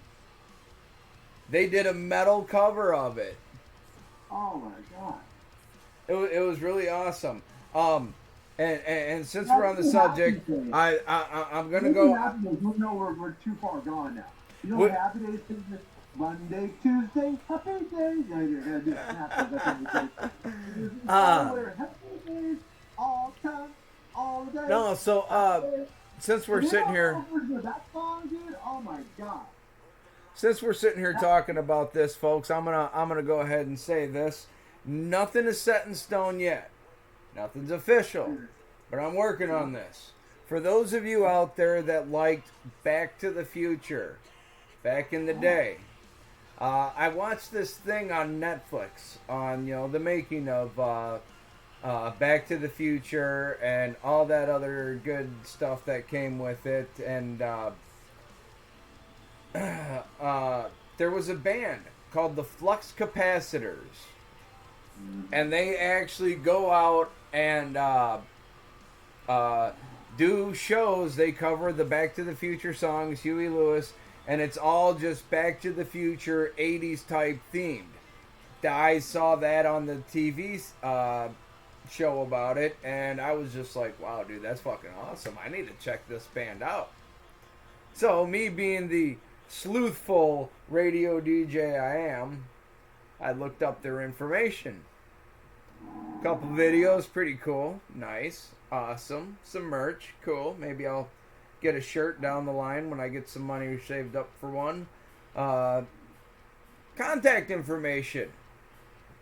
Why not give it a go? Hey, would you guys like to do an interview with me for Asgard? Their hoverboard player, also known as a keyboardist to us non-Back to the Future people, he plays the hoverboard. Huh? Not a guitar. He plays a hoverboard like a keyboard. He got back to me. He's also the manager of the band, so I'm thinking about. I'm waiting for Slider to get a hold of me to talk about doing that for Throwback Thursday, Back to the Future theme type thing. Or just collect a lot of those bands. I mean, that would be a good one to get. That'd be a good one to get. And, I don't know if you noticed if I look right now, and I'm actually revealing myself of really who I am. Because, like I've been saying, doing maybe a solo thing, and Star Wars. But, Chris, the secret's out of the bag. You don't have a musicianal set for it, right? I know nothing. Don't tell me. Anyway, so basically what I'm thinking is do this on Thursdays. Make this happen. Get these metal cover types that are going to be popular songs, and it doesn't matter if they're dead or alive. You can get a little bit. But anyway, get these people on your show, man. Right. Shit. Well, Thursdays. See, here's awesome. Here's the thing about it, and people say, well, you're supposed to be a streamer. You should stream every day. For one, I don't like to sit here and play music by myself and do stuff that way. I like to have someone on the other end of the conversation shooting back and forth talking about music stuff. Yeah, you need to have no rules. You gotta have it the way you want it. Don't let society determine your altitude and longitude. You determine the variables of where you want it to go. We're a cross between Mr. Rogers' Neighborhood and Wayne's World. Sure, but let's Wayne's World, party time. We're just not doing that yet, We could, but extreme close up. Woo! Well, it's a close up of a dragon in a hat. And saying things slowly like Johnny Depp. Yeah. Dragon for you. I hope you enjoy it.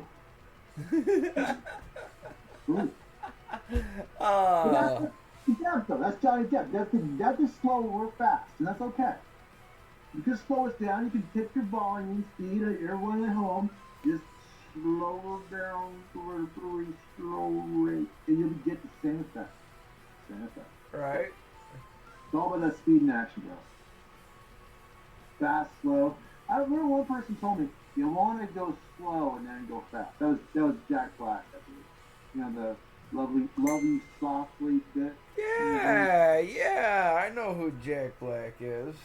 That's a good song. There's nothing wrong with that song. He's talking about sex, but still, you know what I mean? Love Me Softly. That was a good one. I don't think he was covering it up. He made that song. That was his mind came with that one. There's something about that song. That's completely Jack Black. Yes, actually, I have actually played as Jack Black and Tenacious D on Asgard. Shortly after I moved down to Kentucky, someone from Illinois, they hit me up for a request of "I really miss you, man." Mm-hmm. Well, the thing about it is comedy, rock, celebrityism has to go somewhere. Because Jack Black's getting old. He is. He's an old man. He used to live with his parents, and all died, just like me. Anyway. Dude, I totally miss you. That's what it was. That. A little comedy, a little entertainment, a little thought-provoking, educational, set comical, what we're doing right now. Could be what the world needs. Well. Because we can't all be Jack Black. But we can do metal covers of popular songs. Right. There's nothing wrong. Hey. He's insane now. The one... I like it. The one artist I'm really concerned about lately is Ozzy. He's going in for surgery tomorrow. Oh, yes. And this surgery, I guess, is going to determine the rest of his life. Right, exactly. His career, can he make it? Will he live? The Young and the Restless all over again with Ozzy. I hope him the best. I really do think that Ozzy can pull through. If anyone can pull through, it's Ozzy. Right. But he's gone through hell in a handbasket. He is. I was actually talking about it the other day on a show, I think on Asgard, because I remember they actually filmed that the four-wheeler accident that broke his neck. They were doing filming for the Osborne TV series, and they got that on camera. Well, I think the latest thing he's been doing is the alien stuff. Him and his wife and the boy. Well, a couple months ago, he moved back over to England because he got COVID, and so did Sharon. So they went back over to England, and he's been having problems with his neck and stuff from the surgery. He can barely walk right and shit. So tomorrow he's going in for surgery. Oh, I was talking to some English people in NAM, and they were talking about the weather thing. You might consider too. He probably got spoiled with the good weather in like Arizona or California, because in the UK it rains. It is always cold and rainy. It's basically Washington State. Yeah. Yeah, I watch the world because when I'm talking on Asgard, I know we have listeners around the world, so I love watching the weather around the world and finding out. I love knowing about weather other places, because if I ever go there, I at least know how to dress appropriately, or at least know if they have snakes, they're gonna kill me, or spiders are gonna eat me and bite me and kill me. So right. I always know these things. Always. Well. Very important. I learned this year, just the other day. Among severe like severe weather alerts and severe pollen alerts and severe heat alerts, they also have severe poisonous species alerts down here in Kentucky. On that. Thank you very much for alerting people to the world. So right now where I live, there is a watch for cottonmouth rat or cottonmouth. So if anyone out there watching is around Kentucky area, keep your eyes open for the cottonmouth. If seen, the guy said, if you see one, you're supposed to blah, blah, blah, and call this guy. Fuck, if I see one, I'm shooting him and cutting his fucking head off. Shovel. My friend said when they were taking down rattlesnakes, it is a back end of a shovel, or even a gun. That would work too. But a shovel is an amazing tool if done correctly when they're sleeping in a hot condition, my friend told me. I can't tell his name, sir. Anyway, but basically, when you have a lot of them and you've collected them, they're worth money. Yeah. They actually shoes and apparel, maybe even a handbag. And they're not too bad taste to me. I heard that the meat See, tastes really good. see. Now, if I'm gonna go something to cut off its head, I'm gonna do it in true Viking style. You better hope it's dead. And you better cut well.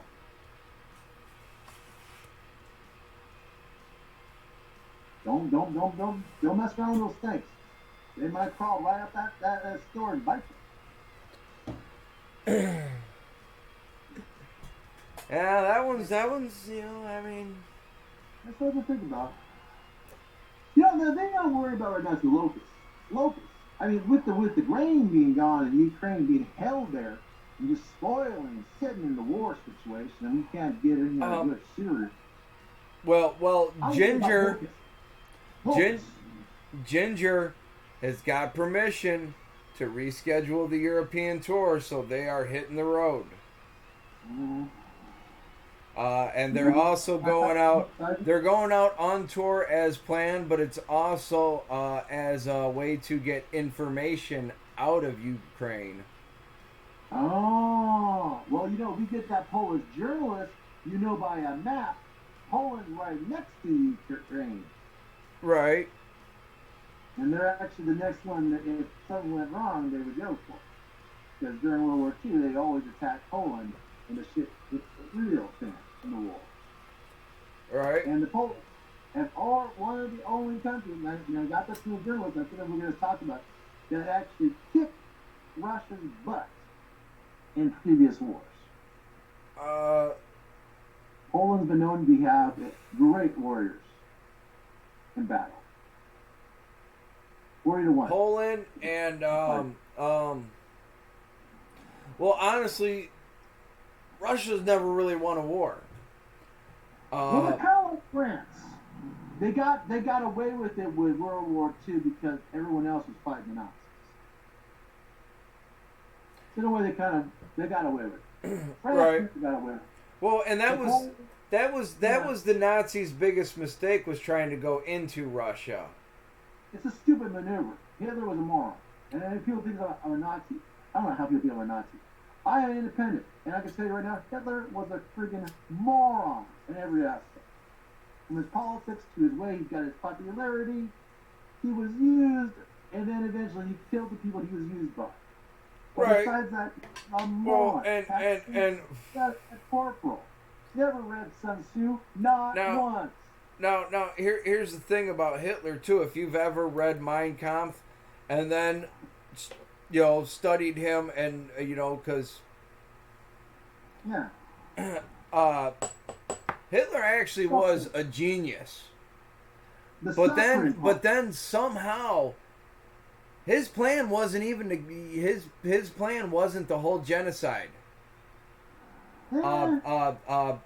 The extermination of the Jews and stuff, that was an idea that was fed to him.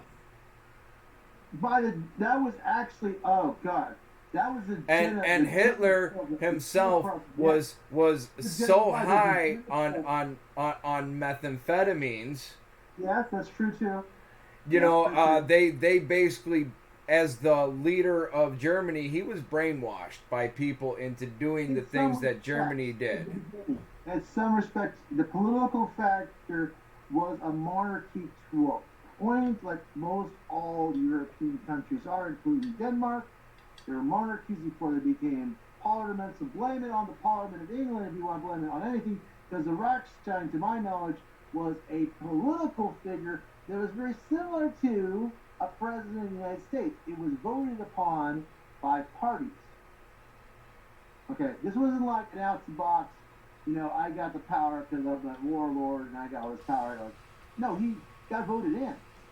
People voted for him. Because they fell for his bullshit.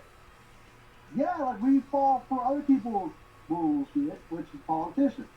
From the right and the left, which is not just a political ideal. He's like, I'm conservative, I'm liberal. Okay, I can say it in two other words. I want to save money, I want to spend money. That's it. That's the only difference there is. what the people's general idea, where they take that to, that's where the mental aspect comes into play. That's where the I moral seen law one. comes I in. don't I don't remember exactly what it was, so I'm just gonna improvise it my way. Uh, it was something along the lines of God must be a Democrat because who else could bring someone back from the dead to vote? I got a new joke for you, and this is a Russian joke. I think you'll like it. What do you call somebody who doesn't put any money into things? We call him a person who's like, we tell him, put in. Don't be a Putin and stop Stalin like Stalin. Oh yeah. Future war references. We're doing Hitler. You look at his family. He had, I think, a nephew that was a war hero that wanted to kill his ass. So the family wasn't bad. They actually wanted to kill his ideals. But again, like you're saying, the ideals he had in the book weren't necessarily the ideals that actually he was promoting in reality.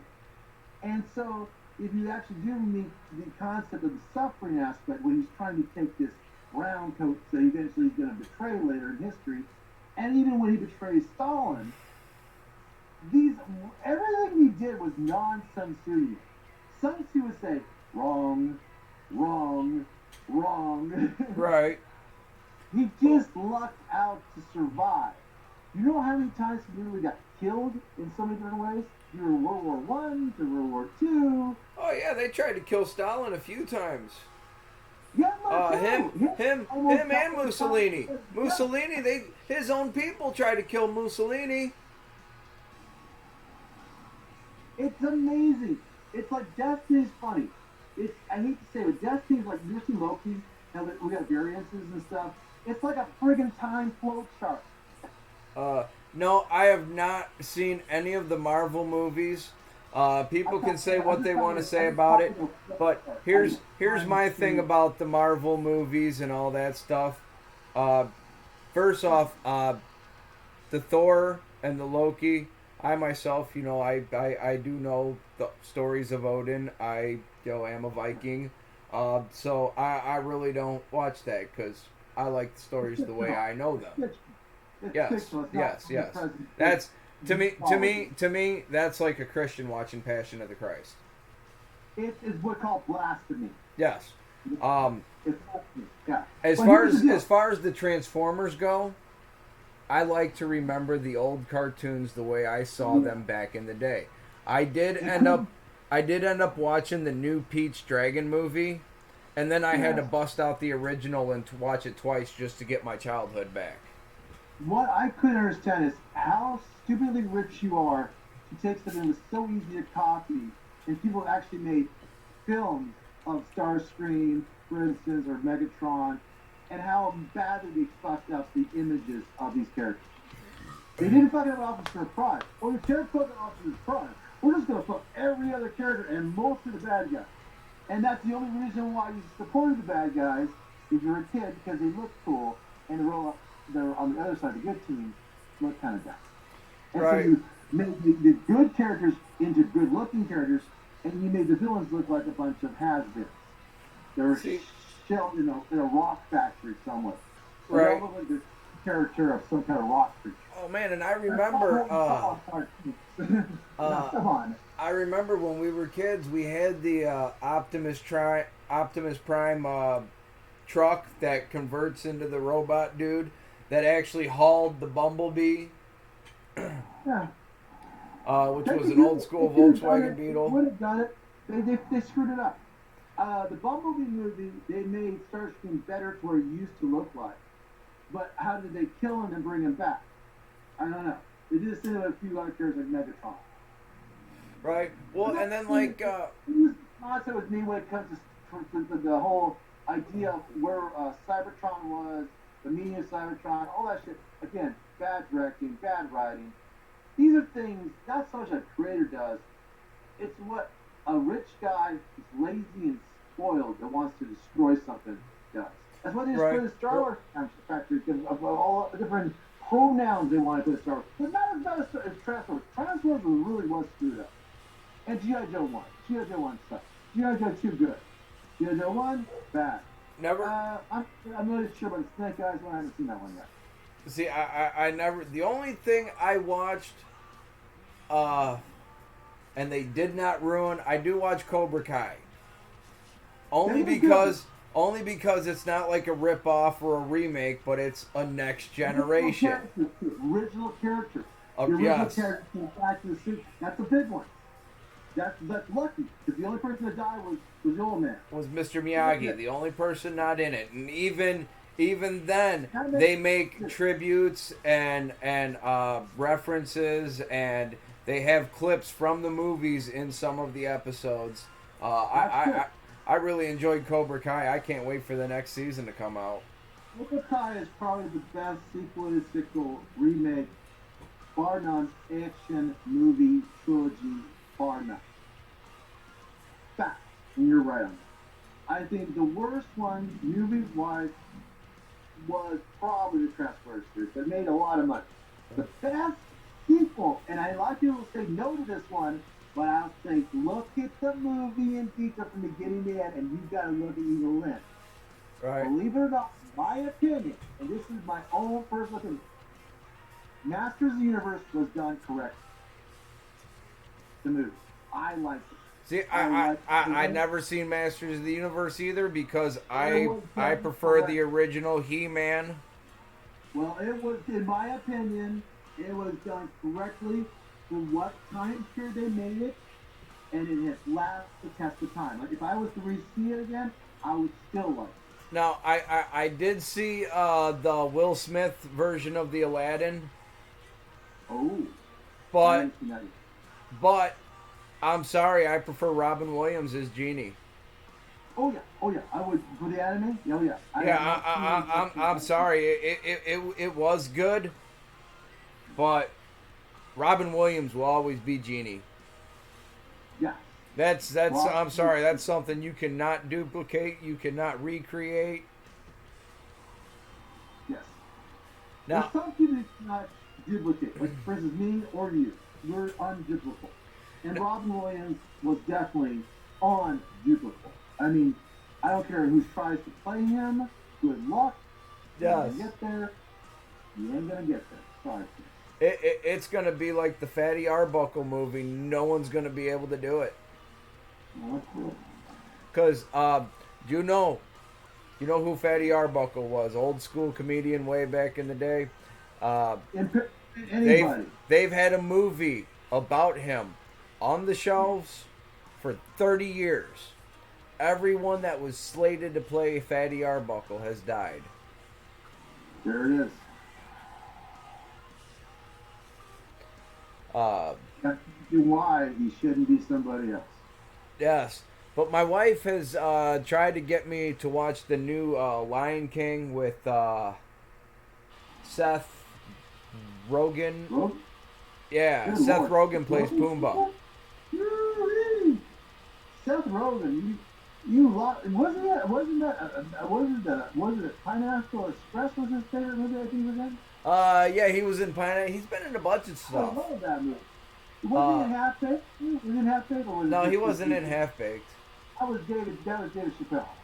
Oh, Yeah. man. He was interesting. That one I referred to, that was the one I really loved in that. Because he actually played his character perfectly, a coward. Well, he's been in a bunch of other shit too, and I mean, he's also a great voice actor too. No, it was. It was what was that one where they go in, they go to the weddings, they fuck the girls. Wedding Crashers. Wedding Crashers. Was he in that one? No, that was Will Ferrell. Will Ferrell played there. There was a couple. Will Ferrell played with him every once, but I remember Will Ferrell played a guy that looked like him once. Shit, now you're making me do work again. I'm thinking all these damn comics that act similar. He's Canadian. It's Super Bad, Knocked Up, Yeah. The Interview, Pineapple Express. Got that calorie kind of like mushkin thinking. He always thinks about. I mean, maybe as a writer doing it to him, but he always has his protagonist fear of everything he does. And he was procrastinating what he's gonna do. Option A, option B. It's like his flow chart is working, and you can see it in his head while he's doing it. That's what I noticed in his character. Right. Well, I've always liked Seth Rogen. I mean, he's funny as fuck. Well, the side character that he was working with was all right, but the second character, the third character, the one that gets beat up and killed all the time, getting stuff in there. That guy was in the Mexican movie about wrestler. Was a Mexican wrestler. Remember that one? Which movie are you talking about? The third character in Pineapple Express, the one that got always hurt. Oh, yeah. Mexican wrestler a while back. Yeah, he also played in Eastbound and Down. Yeah, he was a good actor too. Yeah, that was a good movie. I like that movie. It was sad, but it was a good movie. I liked it. That was a good movie. Shit, his name, Danny McBride. Yeah, he's the third character in that. They call it third character because he had his sidekick kind of like go through the whole action sequences, but then he had that third character, and he was kind of like that. He was like the character that kept the movie together. You know what I mean? He's the guy you wanted to beat up, but fucking... It keeps the movie together. Because like, yeah. It all kind of flew with that guy always getting his ass kicked, or hurt, or shot, or whatever. He wasn't doing so good at the end of the movie. Remember, he was coming out. Yeah, he all beat up. He'd been shot. He'd had his head bashed in. His eye was all swollen. He was limping. I think he had a couple of gunshot wounds by then. Yeah, I think they're all like, should we go to the hospital? I don't know. I might just die right here. But fuck it, let's go onward into battle. True Viking way. Gotta give it to that character. That was a well-designed character in the movie. Oh, fuck yeah. Now we gotta find our own Pineapple Express one of these, my friend. We've never smoked together in person. We've never seen each other in person. So just like Peter seeing me, we have to experience seeing each other for real. I actually hugged the guy. Saw Peter. I actually saw, who he was. And I will tell you right now, Peter is a badass SOB. Right. He's a badass. He's a lot more badass person than he is on the screen. Well, he really is.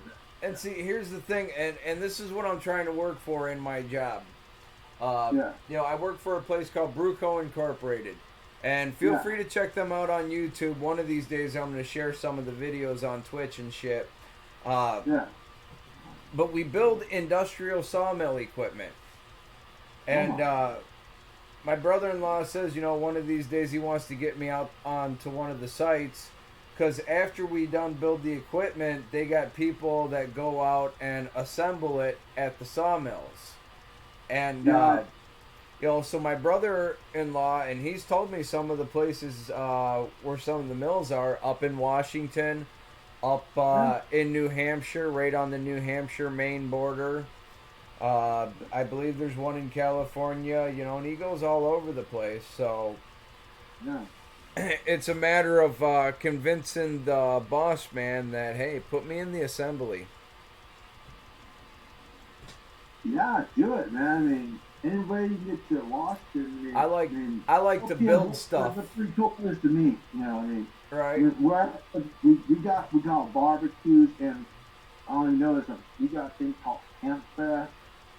Well, also, if I come up there, I'm going to be working, so when it's time for me to work at my job, I got to work on my job. But now if there's a day off or right before I leave, hey, I'm going to spend one more day here to go hang out with Troy. Yeah, you should. I mean, because we got a lot of stuff here just at the house alone that keep you occupied for a while. Right. But the whole thing about Washington State is don't try to do it like California. Don't try to get everything done at once. Kind of like just let it sit there. It's like your moss. They'll grow on you. And see, I think that was part of my problem in California, I spent too much time just trying to hustle and make money. I really didn't have much time to actually enjoy and see the sights. I mean, we did go down Rodeo Drive, and that was a really cool experience because I just happened to bump into fucking Jim Carrey walking down the street. The other And thing about Washington, you ain't gonna butt into it unless it's presented in the right time and element. right, well, Like for instance, but California, you're gonna bump into people. That's a still fact. yeah, in Here, California, you walk down the street, you never know who you're gonna bump into, and I gotta say, just accidentally bumping into Jim Carrey on the street, that was like the coolest mm-hmm. experience meeting one of my idols, because I geeked out. I went all super fan. I'm, you know, and he looked at me and he just patted me on the shoulder and he's like, "Hey man, calm down. I'm just a person, just like you." And I'm like, "Yeah, but you're Jim fucking Carrey." He's like, "Yeah, but I'm just a person, dude." And I'm like, "Okay, okay." And Jim Carrey actually calmed me down and, in a sense, taught me how to act around celebrities and people that I watch on TV or listen to on the radio, in just that little phrase. Hey man, I'm just a person too. I know we actually had this conversation before, but I have a feeling that I'm going down the road. I think I've talked to you about this once before, and I'm just gonna just slightly. If I say anything that you remember, just it's all good. But anyway, like at NAS Studios, I don't know if you heard NAS Studios. It doesn't exist anymore. It was a place that everyone would hang out. It's like our musical nav, I guess you say, here in Washington, right? All right. And there would be Metallica showing up. There'll be like celebrities showing up. But you know what I lost? And this is called the glisten of fame. Like you'd be like a fan. You're just like, oh, glisten. Oh, this person, this person. I lost it like a father teaching you how not to have a cigarette. He makes you smoke a shitload of cigarettes in the closet. You're like, oh, I don't want to smoke this ever again. I lost it because I put money on a rave and I got no money. It was like $5,000. So when I lost $5,000 to this business, I lost all my glisten on whoever was famous. So I realized what the business is really about. It's about making money, not making fame. Fame is a byproduct of your work, not actually your work. Right. So what he's probably trying to tell you is, kid, I might be famous now, but we're all just little elements and blah, blah, blah. What he's doing right now. Have you ever heard him talk? He was really trying to calm you down. Because he didn't want you to be blown up because you appreciated, you liked him, but he didn't want you growing up in that respect of being that crazy fan, because that's how you get stalked, right? He didn't want you to see you in the backyard like, hey man, we're hanging out like last night, let's hang out now. Right. That's how they're trying to, I'm protecting the lad, but I'm also protecting myself from people from college and not being good. Right. Hey, and that's one thing I hate too. I told my wife, anytime I'm on air and stuff, I always got to watch and say what I do, make sure nothing can be used against me later on. But it's educational. If you can create education for the folks, you're doing something. Even when you're smoking some good green, kicking back and hey, I'm showing you that I can still, I am being educational because I am showing you that it is. Functional weed head is good. Yes, I can sit here and I smoke weed while I'm doing the show, and I smoke weed on the weekends, and I smoke weed after I get done with my day job, because my day job is a very dangerous place, and I have to be clear and level-headed and aware of my surroundings constantly. I'm driving fork trucks. There's other people on fork trucks coming through. There's a machine shop, anything could happen with the lathe. Anything could happen with any of the mills. I always got to, kind of be on my toes at work. I've always found that you got the eye-hand coordination. You're working with a lot of buttons and stuff. You're talking to me. You're talking to somebody else. You're putting in music. You got to craft down, my friend. You got to craft down. You know that crazy whatever you got going on there, that apparatus, whatever you want to call what you're in there. Hey, like I say, my head is constantly on a swivel. Yeah, I can notice that all the time. And I actually appreciate that about you, because I don't think people appreciate the trueness of what a real modern day DJ is now. Right. You're becoming. Maybe we are just making a bio of what the future entails for DJs. Because if you look at real DJs, I've been in their studios before. I've seen them.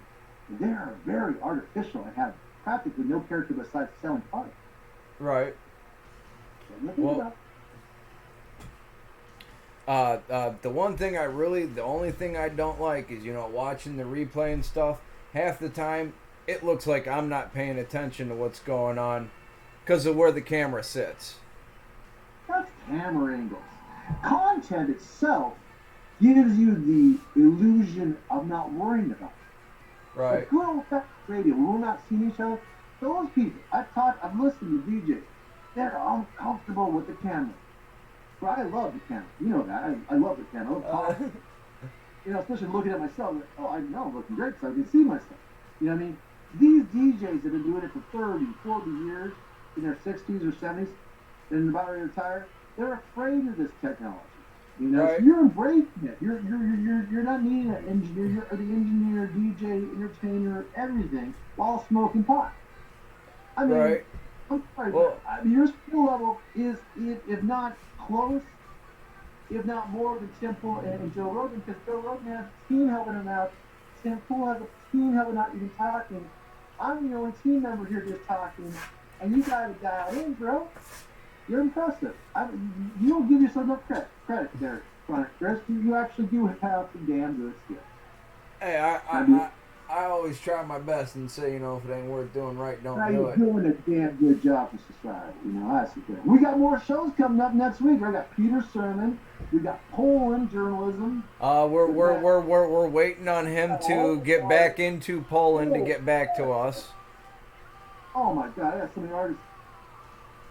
I'll be chasing off with a stick pretty soon. I mean, how many do we have in these streams? Like 5, 7? I mean, what's our maximum level? What do you think? I think, I don't know. You want to test the boundaries of our levels. Okay, we can do that. Pretty women first, I think. That's what I like talking to. Hey, ladies first I thought was rule of thumb. Ladies first, right? Okay, we'll put the ladies first. All right, ladies, you heard. On Asgard Radio, ladies Chris and Troy. We're getting you first. Right. And if you do a cover in a metal version, you come first. Yes. Well, it's a new trend now. I like it. I'm actually, now I'm going to listen to friggin' popular music done metal-wise now. Well, you got me on a... Hey, I've listened to WAP one time, only because it was a metal cover. A metal cover, okay. And at that time, someone's like, "You've never heard the song WAP?" And I'm like, "Nope, I've never listened to it. Don't really want to listen to it. It's if you ask me, that's not fucking music." No. Okay, remember the band that got caught lip-slicking? Milli Vanilli. Yeah. Are you talking about Jessica Simpson? No, or Ashley Simpson? Hell no, I'm talking about Milli Vanilli. Okay. You take that song or finish on, and you put that in the middle of the song too. Well, here's the thing about Milli Vanilli. The guys that were actually behind the voices. How do I put this nicely? Apparently they were so fucking ugly that there was no way they could ever put their faces on a record album. I never knew how handsome I was until I met ugly people. You can quote that. I never thought in my mind ever been considered handsome. And then always goes, we've always considered you handsome, so I guess you were poor. So you're telling me all this time I was handsome, but I was just a little fat and poor? I'm like, yeah. Most people we know are ugly. But that's because the way you get laid. Because I actually saw a lot of porno when I was younger. Hey. That was how ugly guys were. They must have been rich. Well, that's what I say too. Like people say bikers look scary. They don't look scary. Yeah. They're just ugly. They're just ugly. That motherfucker ain't scary. He's just ugly. If you actually saw their frame, most you could take most bikers on. I'll give you a reason why. And this is somewhat a joke, and this is somewhat real. Most bikers are on a bike which is very, very hot, right? Because you got an engine not too far from you, right? you're sitting on your ass a lot, right? I don't know, but riding the train, I learned this. If you're on your ass, 90% of the time, the potential of you fighting another person when you get off that bike and winning that fight, unless you have a weapon of some kind, is very low. The one thing you won't move. And movement's everything in a fight. You have to have movement. Yeah. I've never seen a fighter just come out and go, I'm gonna be a ninja. 1 second. Gun, you know, chain, knife, nothing. I can understand that because they need something to stop the guy who's gonna go toe to toe with. So, you know, it really is perception. And It's actually, perception. that he ain't scary, he's just ugly. That was told to me by someone else that like straight up admitted it, and I'm like, you know, because I said something about scary bikers, and we ain't scary, we're just ugly. I'm like, That's it. I mean, and that really kind of got them from the 70s all the way to the 90s. They were good. But once you took the funny part in, they lost that, you know, scary part. I'll give you an example why. Some people are trying to do some protests out here. Everyone found out they were in a U-Haul, having all their stuff ready to go for the fight. These other protesters. It only takes one person to catch you in being stupid. And it destroys the whole plan. And so when your perception is usually, I'm big, I'm strong, I can take you out, I got the gang behind me. Now I see all these bikers that do charities. I haven't seen one scary biker in my life. right. I see them causing what they call an era of security by the president. That's about it. Well, the place I worked at in Illinois, it was considered a biker bar, but I never saw it that way. Yeah, we always had bikers coming in. The owner, you know, that had the radio station right there in the venue room. He also had his 1985 Softail there. He was a biker. You know, I had a bike for a bit. I had a few bikes. You know, and I mean, but I never saw it as a biker bar. I just saw it as a place where people go to eat food and watch live music. You never know, because the owner had been in the radio business since 1982.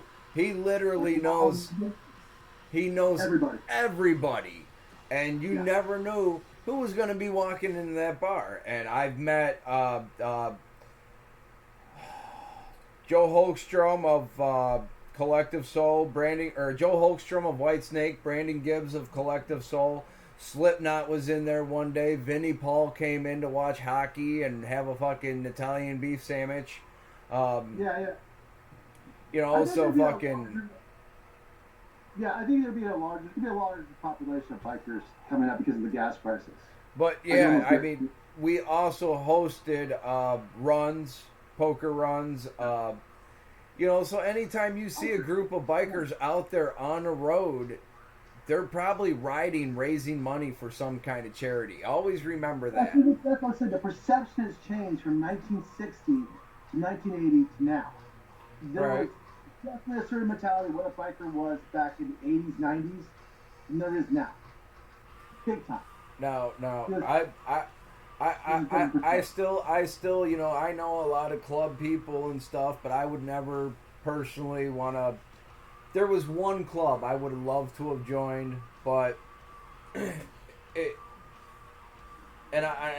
was told I can go ahead and talk about them. They're called the Knights of the Innocents, and they are one of those support clubs for abused children, elderly, animals. If you see your neighbor beating his dog and you don't know who to call, if you're in Illinois, call the Knights of the Innocents. What was that? There was a gang that was also a charity gang. It was berets and stuff back in New York City, and they weren't a biker gang. They were just a gang, but they were like always doing charities. They were like, yeah, it was like Heaven's Gate or Heaven's Angels, something like that. They always had a certain dress, and everyone knew these guys were the good guys, even though they appeared in whatever concept. Well, yeah. I know who you're talking about because they eventually went corrupt. Right, and that's what happens though. I hate to use a Batman analogy, but the villain usually becomes the best hero, and the hero, if too long waited and not doing his job, becomes the villain. Right. It's like for me, like when I always saw myself being evil, I didn't realize I was just ahead of the curve like the Joker. I just figured out things, and I lost the moral aspect of the engineering they were doing to me.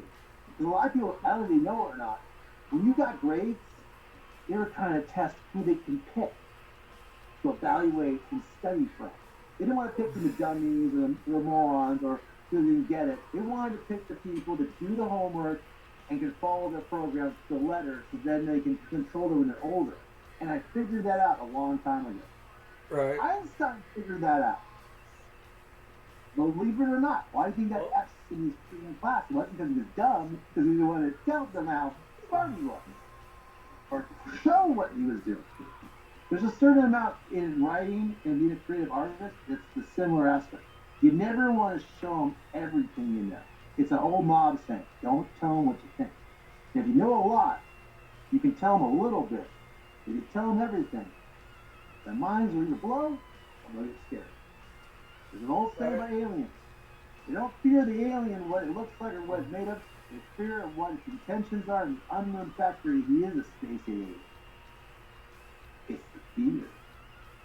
Well, hey, like I say, I've told you before, I got some family that's done some time. I got some family that's currently locked up. One of my cousins, my wife's cousin, actually, he's a professional bank robber. He's robbed like 9 banks. He's done it all his life. That's all he knows. Yeah. He never knows. He's never had to use a weapon or have a weapon on him while doing it. Because he knows his craft. He knows his craft, and he knows that if he insinuates anything about a weapon, all of a sudden it's a more serious charge. See, he knows his law. He knows. He's. Oh man, it's so funny you mentioned that, bro. Because like that is so much of people I've met that have felons. I've never had a felon, but they become like lawyers because they've been through the system over and over again. They literally know every RCW, what we have in our state, or statutes, or whatever you want to call it. They know the constitutional loopholes like no one else. Right. You take an average guy who's never got a traffic ticket, they wouldn't know how corrupt the system is and what really goes on in the courtrooms today. They wouldn't unless they were there stuck in law. And I did. And I'll be honest, everyone knows I'm a felon, but there's also a reason I'm not a felon. I'm not a felon because I'm not a snitch. I'm not a felon I could have went ahead and told the police who actually did the crime and how they did it and all that stuff, but I kept my mouth shut and said nothing, and I got a little bit I got a little bit of respect from a lot of important people. Yeah, another thing is to understand the truth and a lie and the intention of where you want to be in a situation when it goes bad. Like, there's an old saying, you can't control what another person does, but you can control how you react to it. Right. If you can keep that element in your mind all the time, and no matter the situation, stay calm, even when it gets weird, like an earthquake occurs, stay calm. If you're drowning in water, stay calm. If you're flying off an airplane and you're going to crash in the mountain, stay calm. There's nothing you're going to do anyway. Well, try to get prepared for something so you can take care of it. And unfortunately, I mean, I done said I had my problems with drinking a little bit too much back in the day, and this is, the main reason I quit drinking is because I fell asleep in a guy's car, a guy I knew, and I thought he was cool. And while I was passed out in his car, he went and robbed someone else's house. I got found in the car with the evidence, and I had no idea what fucking happened. That close to having completely your life changed. I was actually passed out. I was not blacked out. I was passed out. But I feel like and they, they said they knew I did it. Blah blah blah. I'm like, no, I didn't. No, I didn't. I did not. But the truth set you free while you were sleeping. I wouldn't tell them who did it, who was driving the car. I wouldn't tell them none of that. You didn't have to. You were asleep. Technically, you didn't know. Yeah. Technically, you didn't know. If you're asleep and unconscious, I don't care if you're in the guy's car or not. What? technically, But I got to spend 2 years studying law, courtesy of the state of Illinois. yeah, that's how they are. Yes, dear. All right. Oh shit. All right. I'm gonna end the show here and walk up there. All right. All right. Let me do it. It's getting time. Yeah, it I is think 5 o'clock. it's I 2 do o'clock. gotta go actually. Everybody out there, thank you for hanging out with us today. It's been great chatting. It's been great having Troy back. Holy shit, we've been sitting here chatting for 3 fucking hours. I could chat for 7 more. But we'll do I, it I another could day. go some more, but my wife needs me, so I gotta go. Thank you everybody for tuning in. Me and Troy will be back next Sunday with Peter Sermon, and hopefully we'll get to contact some more people to get them on the show. Tomorrow I will be on with Rebecca and Sarah Ashley from Nashville. Wonderful, talented, beautiful young lady. So I'm excited for that one. Thank you everyone. Thank you, Troy. You guys have a rocking day, and I will catch you guys later. See you next week. See you next week.